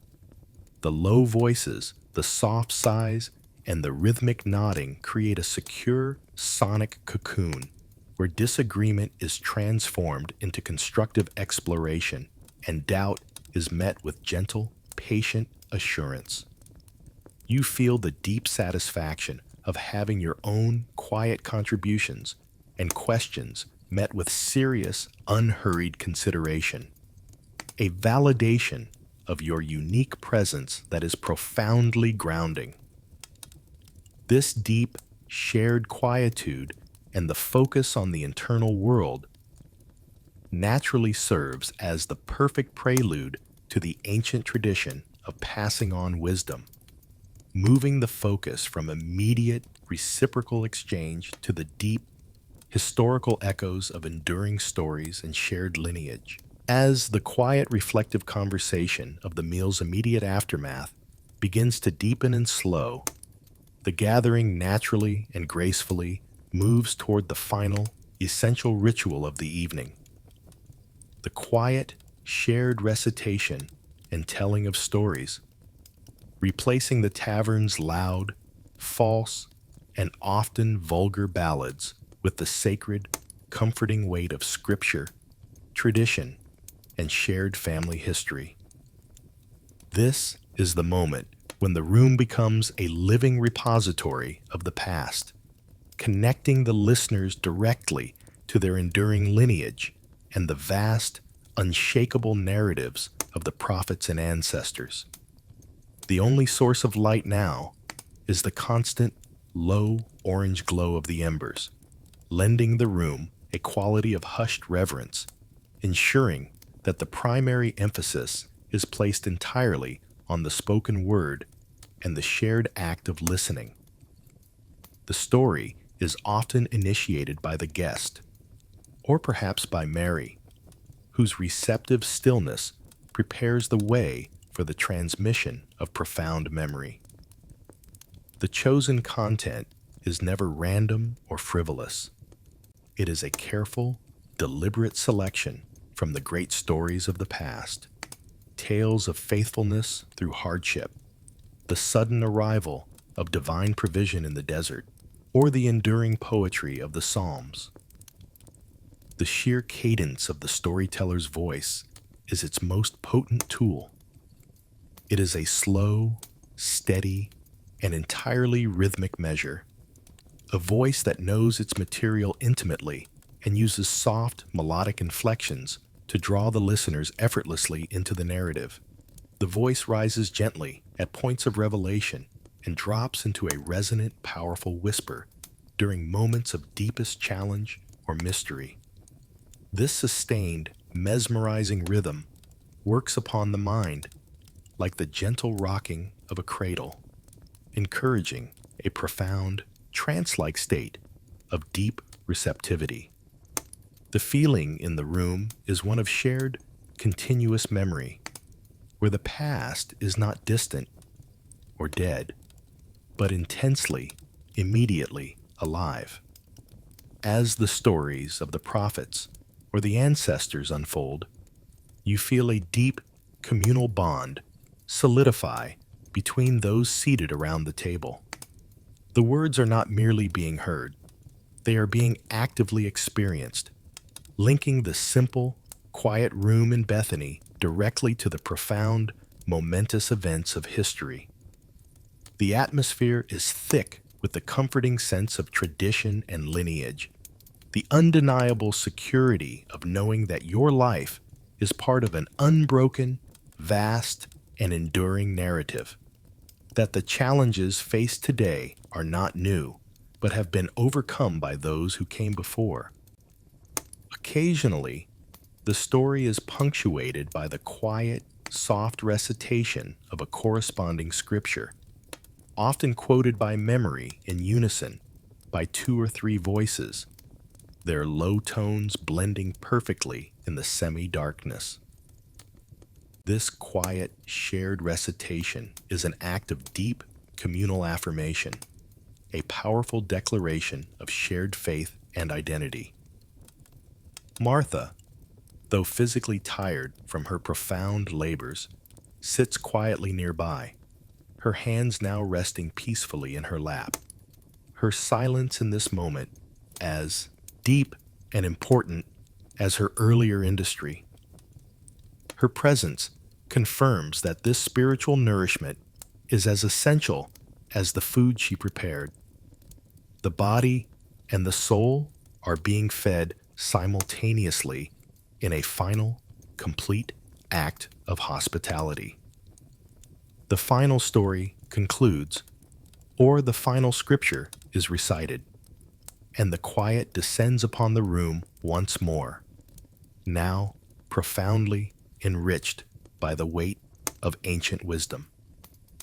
The embers are low, the oil lamps have been extinguished, and the room is bathed in the deep, soft shadow of a complete, successful night.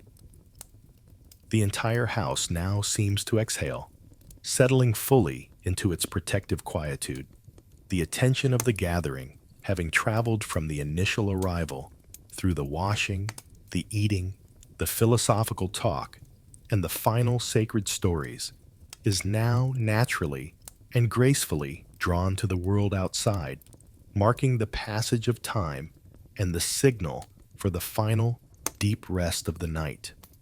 The sound is that of the deep night beginning its reign. The conversation has slowed to a full, settled pause. The profound silence that follows the final story is neither awkward nor empty, but rich with shared meaning and the comfortable weight of tradition. The deep indigo darkness has now fully claimed the small village of Bethany, transforming the familiar, sun-drenched paths and dusty courtyards into soft, indistinct shapes.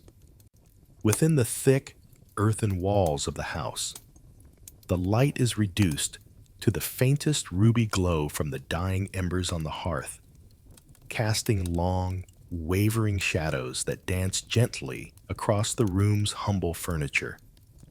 It is the time for the natural soundscape of the night to assert its gentle, rhythmic presence, offering a familiar, non-threatening lullaby to the travelers and the settled inhabitants alike.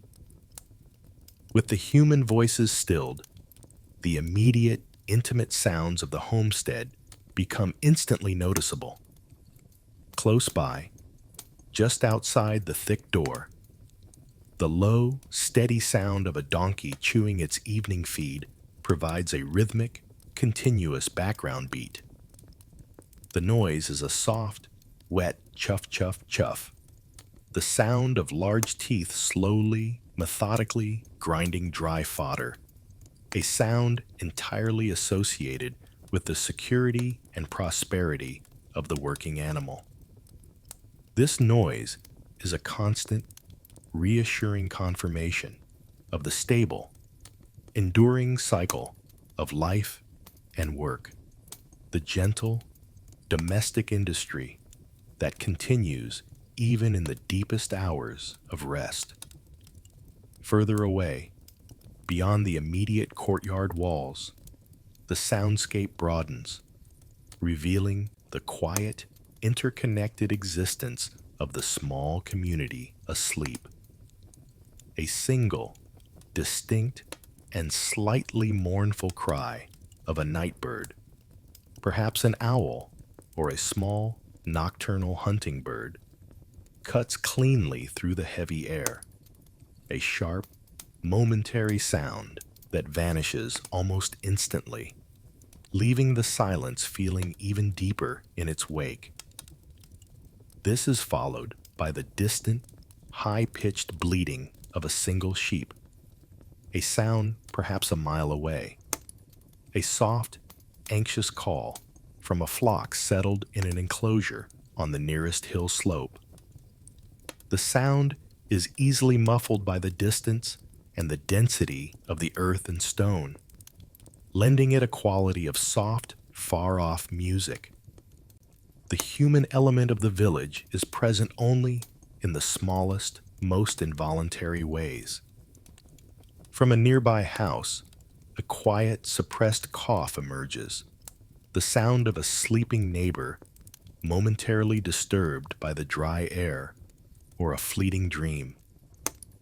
It is a soft, vulnerable noise, quickly swallowed by the night, yet it serves as a gentle reminder that the entire community is nestled together, quietly breathing beneath the shared darkness. There is no sound of aggressive shouting, no loud music or forced revelry. None of the anxious, violent cacophony that characterize the sleepless, drunken tensions of the tavern. These are not threatening sounds, but rather the deeply familiar audio contours of a world that is settled, at peace, and entirely predictable. You begin to recognize the rhythm of the village's rest. The periodic, soft thump of a dog shifting its weight in its sleep. The sudden, short, sibilant swoosh of a breeze, briefly rustling the leaves of a nearby olive tree before dying down. These are the sounds of a life lived in accordance with the natural rhythm of the sun and the moon. A life not governed by artificial light or anxious manufactured energy. The nocturnal quiet is protective and enveloping, pulling the mind away from the complicated narratives of the day and toward the simple, enduring truths of the immediate world. The quiet is an active presence, encouraging internal reflection and deep rest. As the mind accepts this profound peace and stillness of the earth below, the traveler's natural instinct is to lift the gaze from the horizontal sounds of the sleeping village upward toward the ultimate vastness and silence of the darkness that now blankets the entire world. The subtle, yet profound shift in the village's soundscape naturally draws the traveler from the intimate space of the reception room, across the small, dark courtyard, and up toward the vast, silent spectacle of the night sky. Stepping outside, the low domestic noises of the homestead instantly fade, replaced by a deep, cold, atmospheric quietness that blankets the high, rolling expanse of the Judean hills. The air is startlingly crisp and clean, carrying the dry, mineral scent of rock and the faint, sweet, herbal smell of wild thyme crushed underfoot during the day.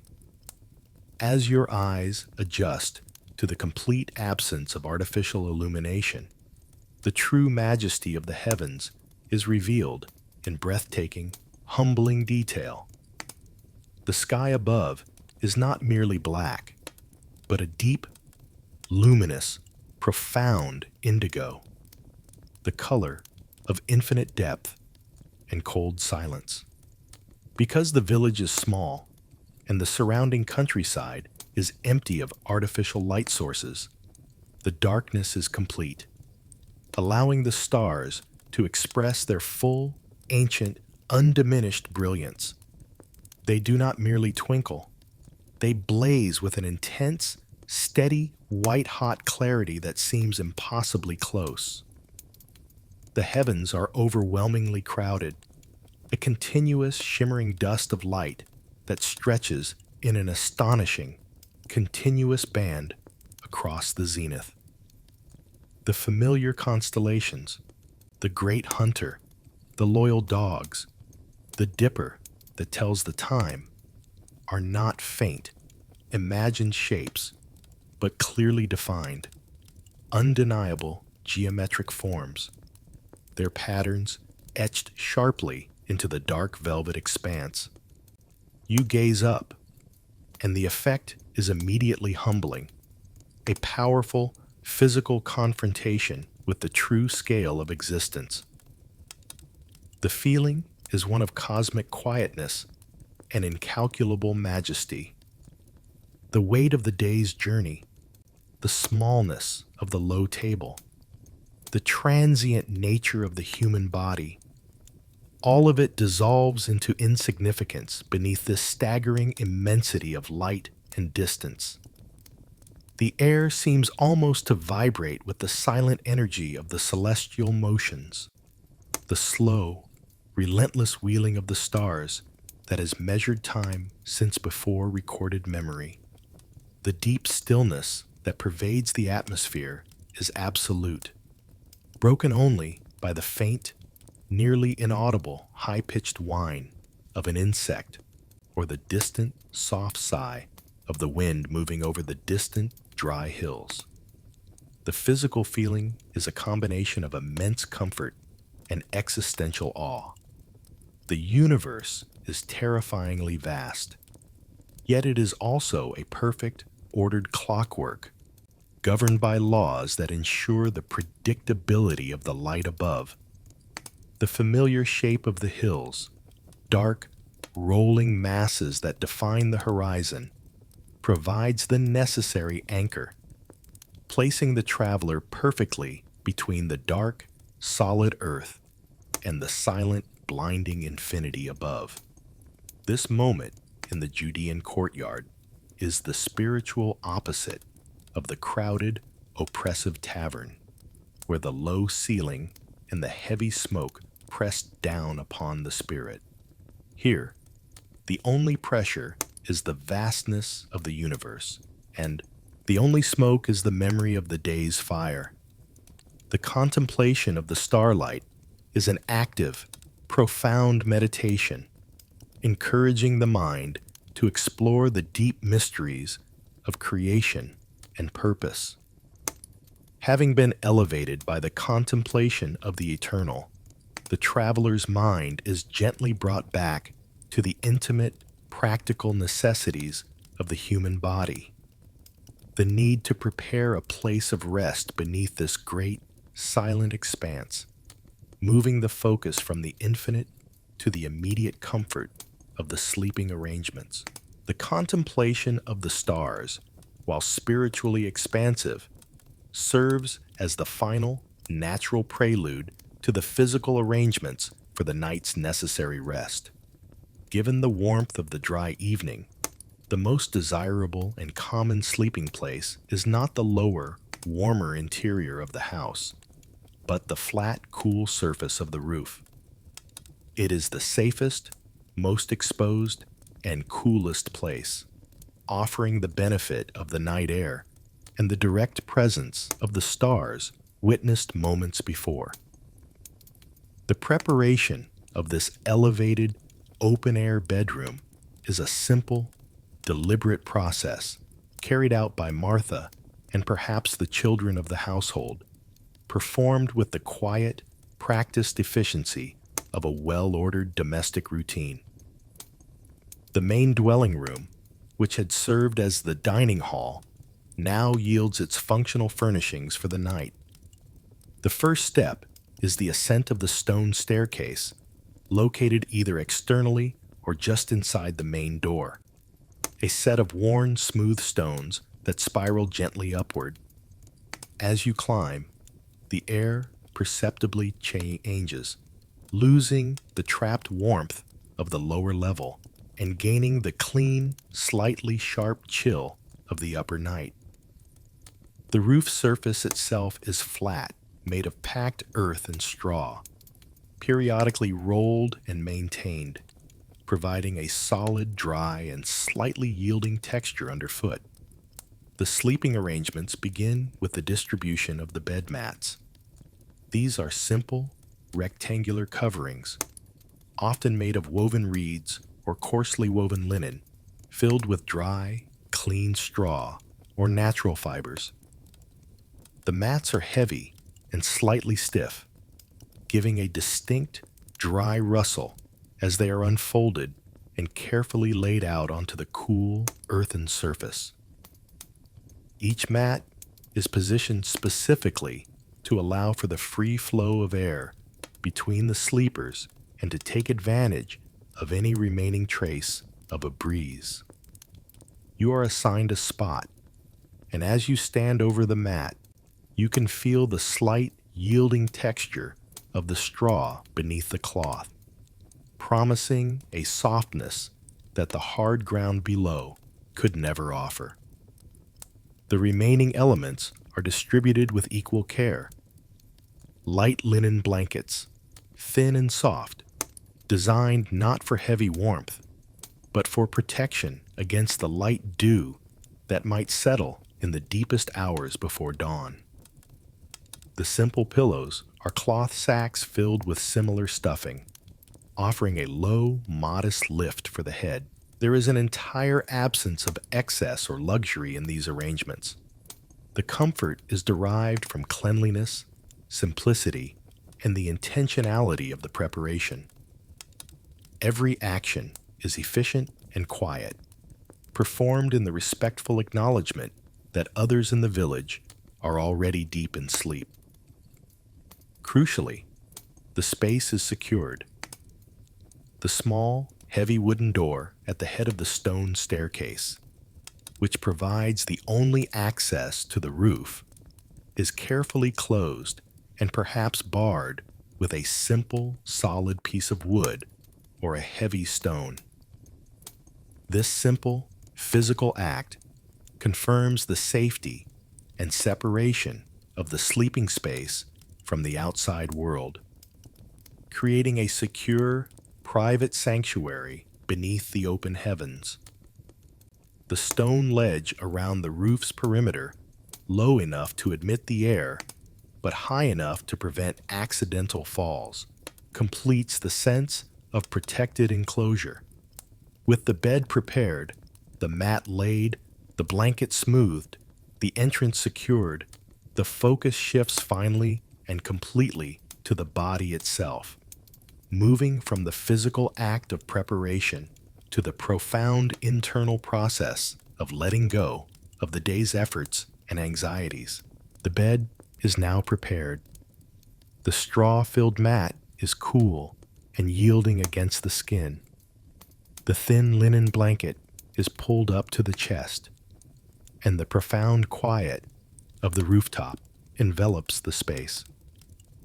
This moment of lying down is the final, essential ritual of the day, a deliberate act of surrender that stands in stark, absolute contrast to the tavern's tense, weapon-under-the-pillow sleep, where rest was perpetually interrupted by suspicion, noise, and the constant readiness for violence. Here, the body is permitted, encouraged, and expected to fully and completely let go of its worldly burdens and accumulated tensions.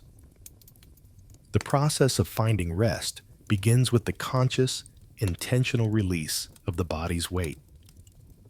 You roll gently onto the mat, and the surface responds with a soft, dry crush and a gentle give beneath the shoulders and hips. The feeling is one of sinking weight, The true, substantial weight of the body, which has been borne and contained by muscle tension throughout the long day, is now transferred completely to the solid, flat earth of the roof beneath the mat. You feel the slow, methodical release of the muscle tension across the entire frame. The shoulders, which have been held high and tight with the anxiety and movement of the road, drop visibly and gratefully. The long, tired muscles in the thighs and calves soften and spread out across the mat, losing their rigid, defensive posture. Attention is drawn next to the sound of the deep, intentional breath. This is not the shallow, anxious breathing of the waking, worried mind, but a long, slow, profound cycle that begins deep in the belly. You hear the soft, steady whoosh of air being slowly drawn in, followed by an even slower, more complete sighing release. This intentional breathing pattern is a physical anchor, a method of controlling the racing thoughts and silencing the internal dialogue of worry. With each deep exhalation, you consciously allow a single, persistent worry, the cost of the next day's grain, the memory of an insult, the fear of the road ahead, to be carried away on the outward breath. The contrast with the tavern's restless sleep is absolute. There is no need for a hand to instinctively reach under the head for a hidden weapon, or for the ear to remain hyper-alert to the sound of a creaking floorboard or an unexpected shout. The security here is not provided by violence or vigilance, but by the quiet, enduring faith and the established, profound order of the household itself. This safety is a spiritual condition before it is a physical one. It is the peace derived from knowing that you are cared for, welcomed, and protected by the deep-seated love and generosity of your hosts, a protection far more potent than any blade or lock. As the physical body settles and the breathing deepens, the mind is gradually cleared of the day's clutter. The heavy, lingering sensation of the body's sinking weight onto the mat is accompanied by a profound mental quietude, the feeling of letting go of worldly worry. The mind is now free to wander into the most profound meaning of this place. The stillness of the body allows the spirit to be receptive to the truth that this humble home, this simple roof, this cool mat, and this immense silent sky represent an entire universe of faith, love, and radical acceptance. The transition to true, restorative sleep is imminent, yet the moments just before rest are often the most profound, allowing the consciousness to touch upon the central, deep truth of the hospitality. Lying perfectly still on the cool, yielding surface of the straw mat, beneath the immense silent curtain of the Judean sky, the traveler's body is a vessel entirely given over to rest. The profound quietude of the rooftop, now firmly established, provides the necessary emptiness for deeper contemplation. The mind, no longer tethered to the anxieties of the road or the noise of the day, drifts effortlessly beyond the mere physical structure, the mud, the stone, the straw, and delves into the profound, enduring spiritual meaning of the shelter itself. This house in Bethany, now a haven of peace and security, represents more than simple hospitality. It stands as a complex, living testament to a beautiful and sometimes contradictory spiritual legacy. The unified, dual expression of love and faith represented by the sisters, Mary and Martha.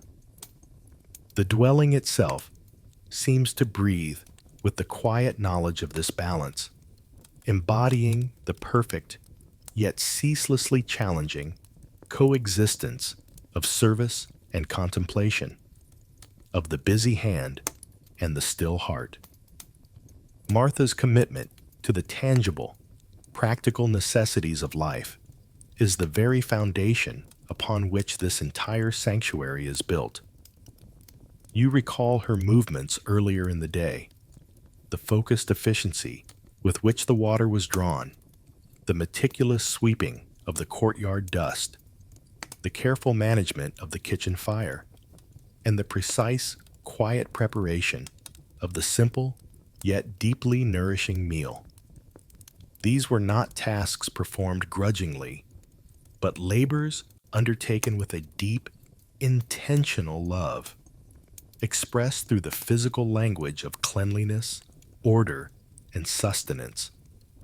Without her tireless, often unseen industry, there would be no clean mat beneath the traveler, no warm bread shared, and no secure, dry space for quiet reflection. Her service, the embodiment of active, engaged love, is the essential earth that anchors the spiritual endeavor, providing the safety and structure required for deep peace. Conversely, Mary's deep legacy resides in the powerful magnetic pull toward the eternal, the profound prioritization of the guest's message over the immediate, fleeting demands of the material world. Her famous stillness, her profound act of sustained attention during the daylight hours when others were rightly occupied by visible, practical industry, provided the essential spiritual oxygen for the entire household. She ensured that the home was not merely a functional rest stop for weary bodies, but a true center of divine learning, profound exchange, and spiritual nourishment. Her love is expressed in the boundless capacity for receptive stillness, unreserved attention, and a faith that seeks knowledge over comfort. To be sheltered in this space is to be wrapped in a love that operates on two harmonizing frequencies. It is fundamentally unconditional, addressing the body's practical hunger through Martha's hands and the soul's deepest intellectual longing through Mary's rapt attention, all without judgment, expectation, or the demand for repayment. The sheer security provided by the closed roof and the stout door is merely the outer shell of a far deeper spiritual safety rooted in this seamless balance. This unconditional nature contrasts with the calculated transactional interactions that govern the wider world, and especially the tavern, where every offered cup or shared moment came with a hidden price and a necessary, vigilant suspicion. Here, the only currency exchanged is presence and complete acceptance. The accumulated tension of the road, the faint fear of the unknown destination, the low-level anxiety over provisions, all are rendered momentarily irrelevant by the overwhelming, enveloping realization of being utterly and completely welcomed, seen, and cared for in both body and spirit. The quiet of the rooftop is elevated beyond the simple absence of noise. It becomes the tangible manifestation of a profound, enduring spiritual order. The house is a lesson, gently taught in the dark, that the world's chaotic demands and relentless motion can and must be temporarily suspended for true restoration to occur. This deep peace, however, is not the result of an easy or untested life. The quiet stillness is a hard-won quality, earned through a massive, life-altering confrontation with the very limits of human despair and hope.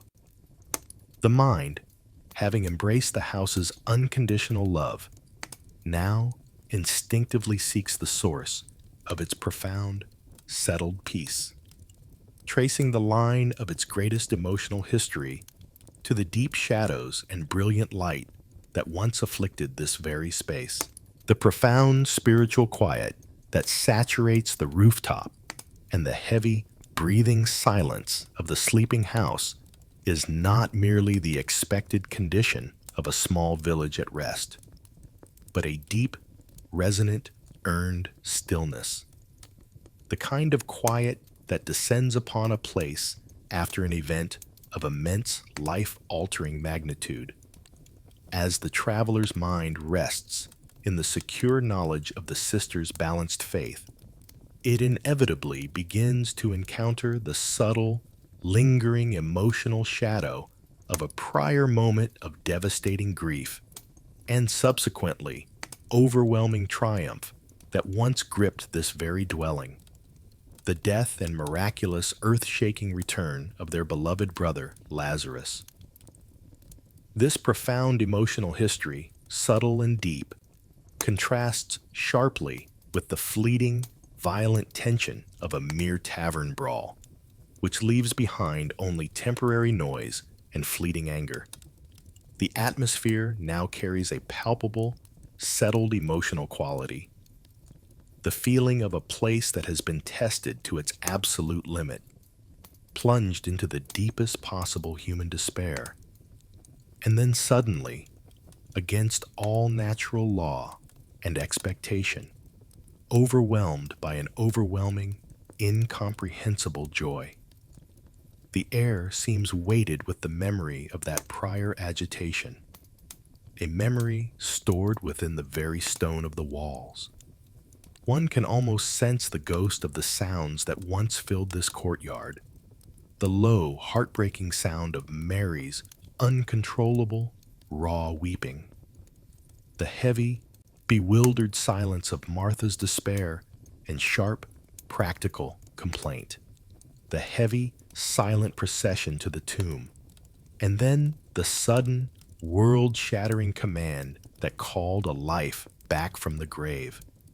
All that raw, intense, shattering emotion, grief, and subsequent ecstasy has now settled like fine, wind-blown dust after a high wind, leaving behind a clarified, intensely purified atmosphere. This quiet, therefore, is not the easy calm of ignorance or complacency, but the deep, resounding peace of radical experience. This house knows the taste of death intimately, the cold, crushing finality of its 4-day absence, the aching, desperate emptiness it leaves behind in the hearts of the living. Yet, precisely because of that knowledge, this home also knows the ecstatic, staggering warmth of life restored, the unbelievable, faith-confirming, shattering joy of a reality transformed by grace. The stillness felt tonight is earned because the inhabitants here have walked through the deep valley of the shadow and emerged with a faith that has been hardened, refined, and made unshakable by direct experience. Their hope is not merely a philosophical concept. It is a visible, tangible fact. A brother who sits at the table, a testament to the ultimate power of their belief. Lying on the mat, one becomes aware of the faint, almost imperceptible scent of myrrh and funeral spices, subtle and sweet, mingled now with the dry, clean smell of the night air. A quiet, constant, atmospheric reminder of the thin, permeable veil between worlds that this home has witnessed not merely parted, but torn apart by divine power. The resulting quiet is thus elevated from a simple domestic tranquility to a profound, spiritual statement of enduring, confident hope. The stillness is the quiet assurance that the absolute worst has been faced and overcome, that the deepest sorrow is not final, and that the greatest tension ever known to the family has been resolved in a manner that infinitely exceeds any human expectation or capacity. The deep effect of this historical, emotional quiet on the resting traveler is immensely, fundamentally calming. It strips away the final, most insidious layer of human anxiety, the fear of the absolute, the dread of ultimate loss and finality, because the very dwelling place testifies to the ultimate victory of life and love over all things. The profound realization that such powerful world-altering forces, both sorrow and grace, have played out within these very walls imbues the entire space with an immense, palpable protective power. The feeling is that the house itself is breathing a long, deep, contented sigh of fulfillment, knowing it has been chosen as the physical site for an undeniable, eternal truth. With the final, spiritual, and emotional anxieties of the day dissolved by the house's powerful, peacemaking history, the physical body is at last ready for the total, deep descent into the necessary oblivion of midnight sleep, protected now by the most powerful guard of all, resolved faith and earned stillness, with the mind fully calmed by the sublime contemplation of the celestial sphere and the deep, settled peace that follows profound emotional and spiritual resolution. The traveler descends fully and irrevocably into the absolute, undisturbed stillness of midnight sleep. This period, spanning the hours between the deep watch and the first hint of morning, is the deepest, most critical phase of the entire night. A complete and total surrender of conscious thought, physical defense, and the constant, low-level vigilance of the open road. The house, having offered its full measure of hospitality and security, now falls into a profound, protected, uniform silence, a deep and necessary contrast to the restless, punctuated, and often aggressive sleep that characterized the village tavern, where the night was merely a series of defensive, anxious awakenings spurred by fear, drunkenness, or cold. In this deep middle hour, the stillness is so complete and absorbing that it ceases to be merely the absence of noise. It becomes almost tangible, a heavy, sound-dampening blanket woven from the cold, dry air. The very structure of the house seems to enter a state of suspended animation. There are no sudden, worrying creaks from wooden supports, as the construction is predominantly solid, earth-packed mud and heavy, enduring stone, which acts as a perfect absorber of all ambient vibration and motion. There are no distant human voices, no shuffling footsteps from within, and no low, guarded whispers. The entire household, the hosts, their guests, and the traveler, is utterly silent, held captive in the deep, shared, regenerative rhythm of unconscious rest. This silence is so profound, so absolute, that the only sounds remaining are the most internal, intimate, and fundamental of all, the essential, gentle acoustics of the body resting and meticulously repairing itself. Within this intense quiet, if the mind were capable of hearing it, one might perceive the soft, steady, persistent thump, thump, thump of the heart. A quiet, ancient drumbeat that confirms the engine of life continues its necessary, faithful work beneath the surface of consciousness. You sense the faint whisper of your own breath. now so slow, regular, and deep that it is barely audible even to the self.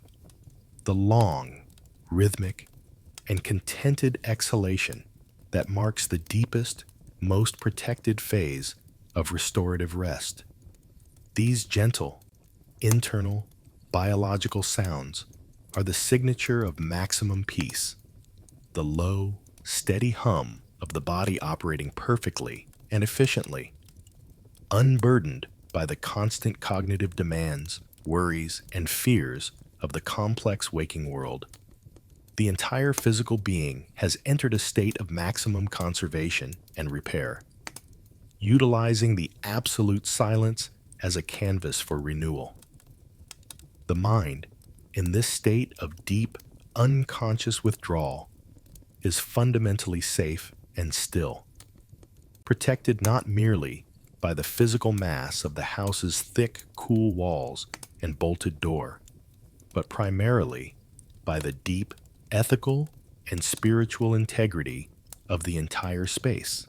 Sleep here is a profound, unconscious act of trust in the stability and benevolence of the immediate environment, a trust that the chaotic, anxiety-ridden atmosphere of the tavern could never possibly provide. The traveler's guard is entirely lowered. The tension has been completely released from the jaw and facial muscles. The hands lie open and unclenched on the thin blanket, and the spirit lies vulnerable yet absolutely secure within the spiritual perimeter established by the house's faith. The sheer weight of the house's protective power, a fortress built upon the solid foundation of faith and unconditional hospitality, holds the mind steady and allows it to achieve a depth of peace that is rarely, if ever, known on the exposed, anonymous road. The passage of time during this deepest phase is not measured in hours, but in the slow, silent, almost geological rotation of the immense, star-pricked ceiling above the rooftop. The darkness is total and enveloping, a final, soft, heavy blanket pulled securely over the conscious mind, allowing the essential, silent, metabolic work of deep restoration to occur unimpeded.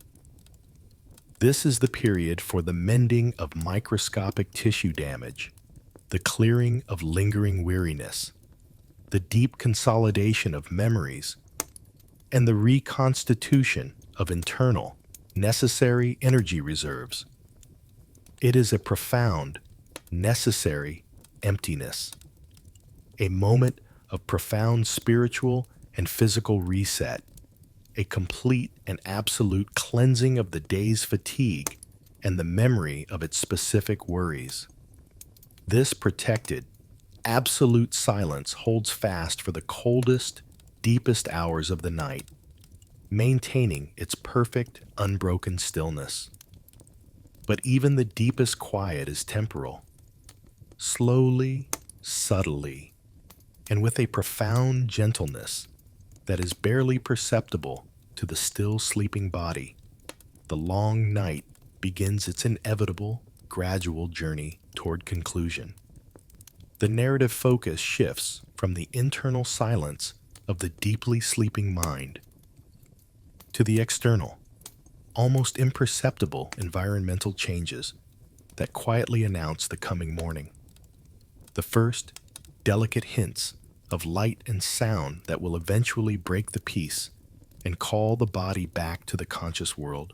The absolute protected depth of midnight sleep is ultimately broken, not by any violent or aggressive noise, but by the most subtle, gradual, and gentle stirring of the pre-dawn world.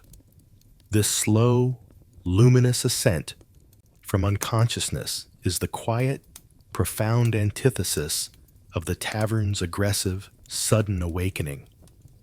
The fictional morning bell from hell that announced a new day of headache, raw nerves, and immediate, pressing anxiety. Here, in the shelter of the Bethany home, the transition from complete rest to the waking world is a seamless, entirely natural, and profoundly restorative process, perfectly guided by the organic rhythms of the earth, the slow dimming of the stars, and the subtle, spiritual shift in the quality of the light.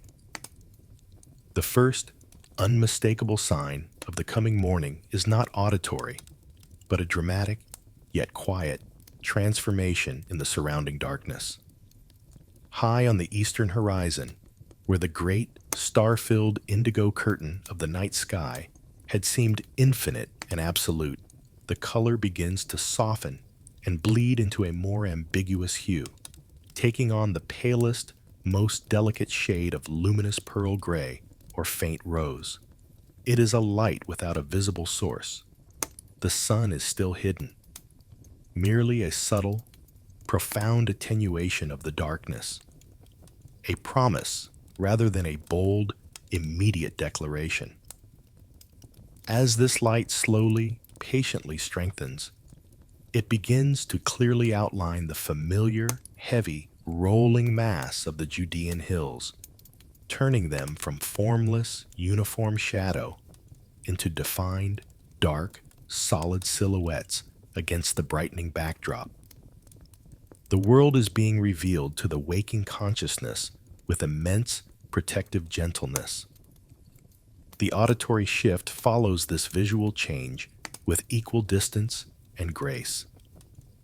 The profound, heavy silence of the deep night yields to the earliest, most tentative sounds of life awakening in the wider valley.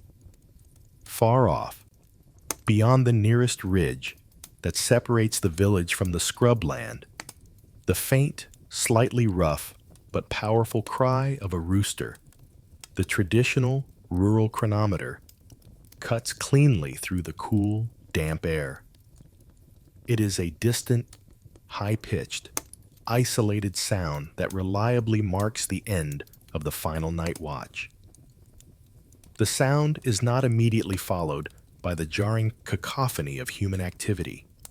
It is merely a solitary signal that the world is indeed turning towards the sun.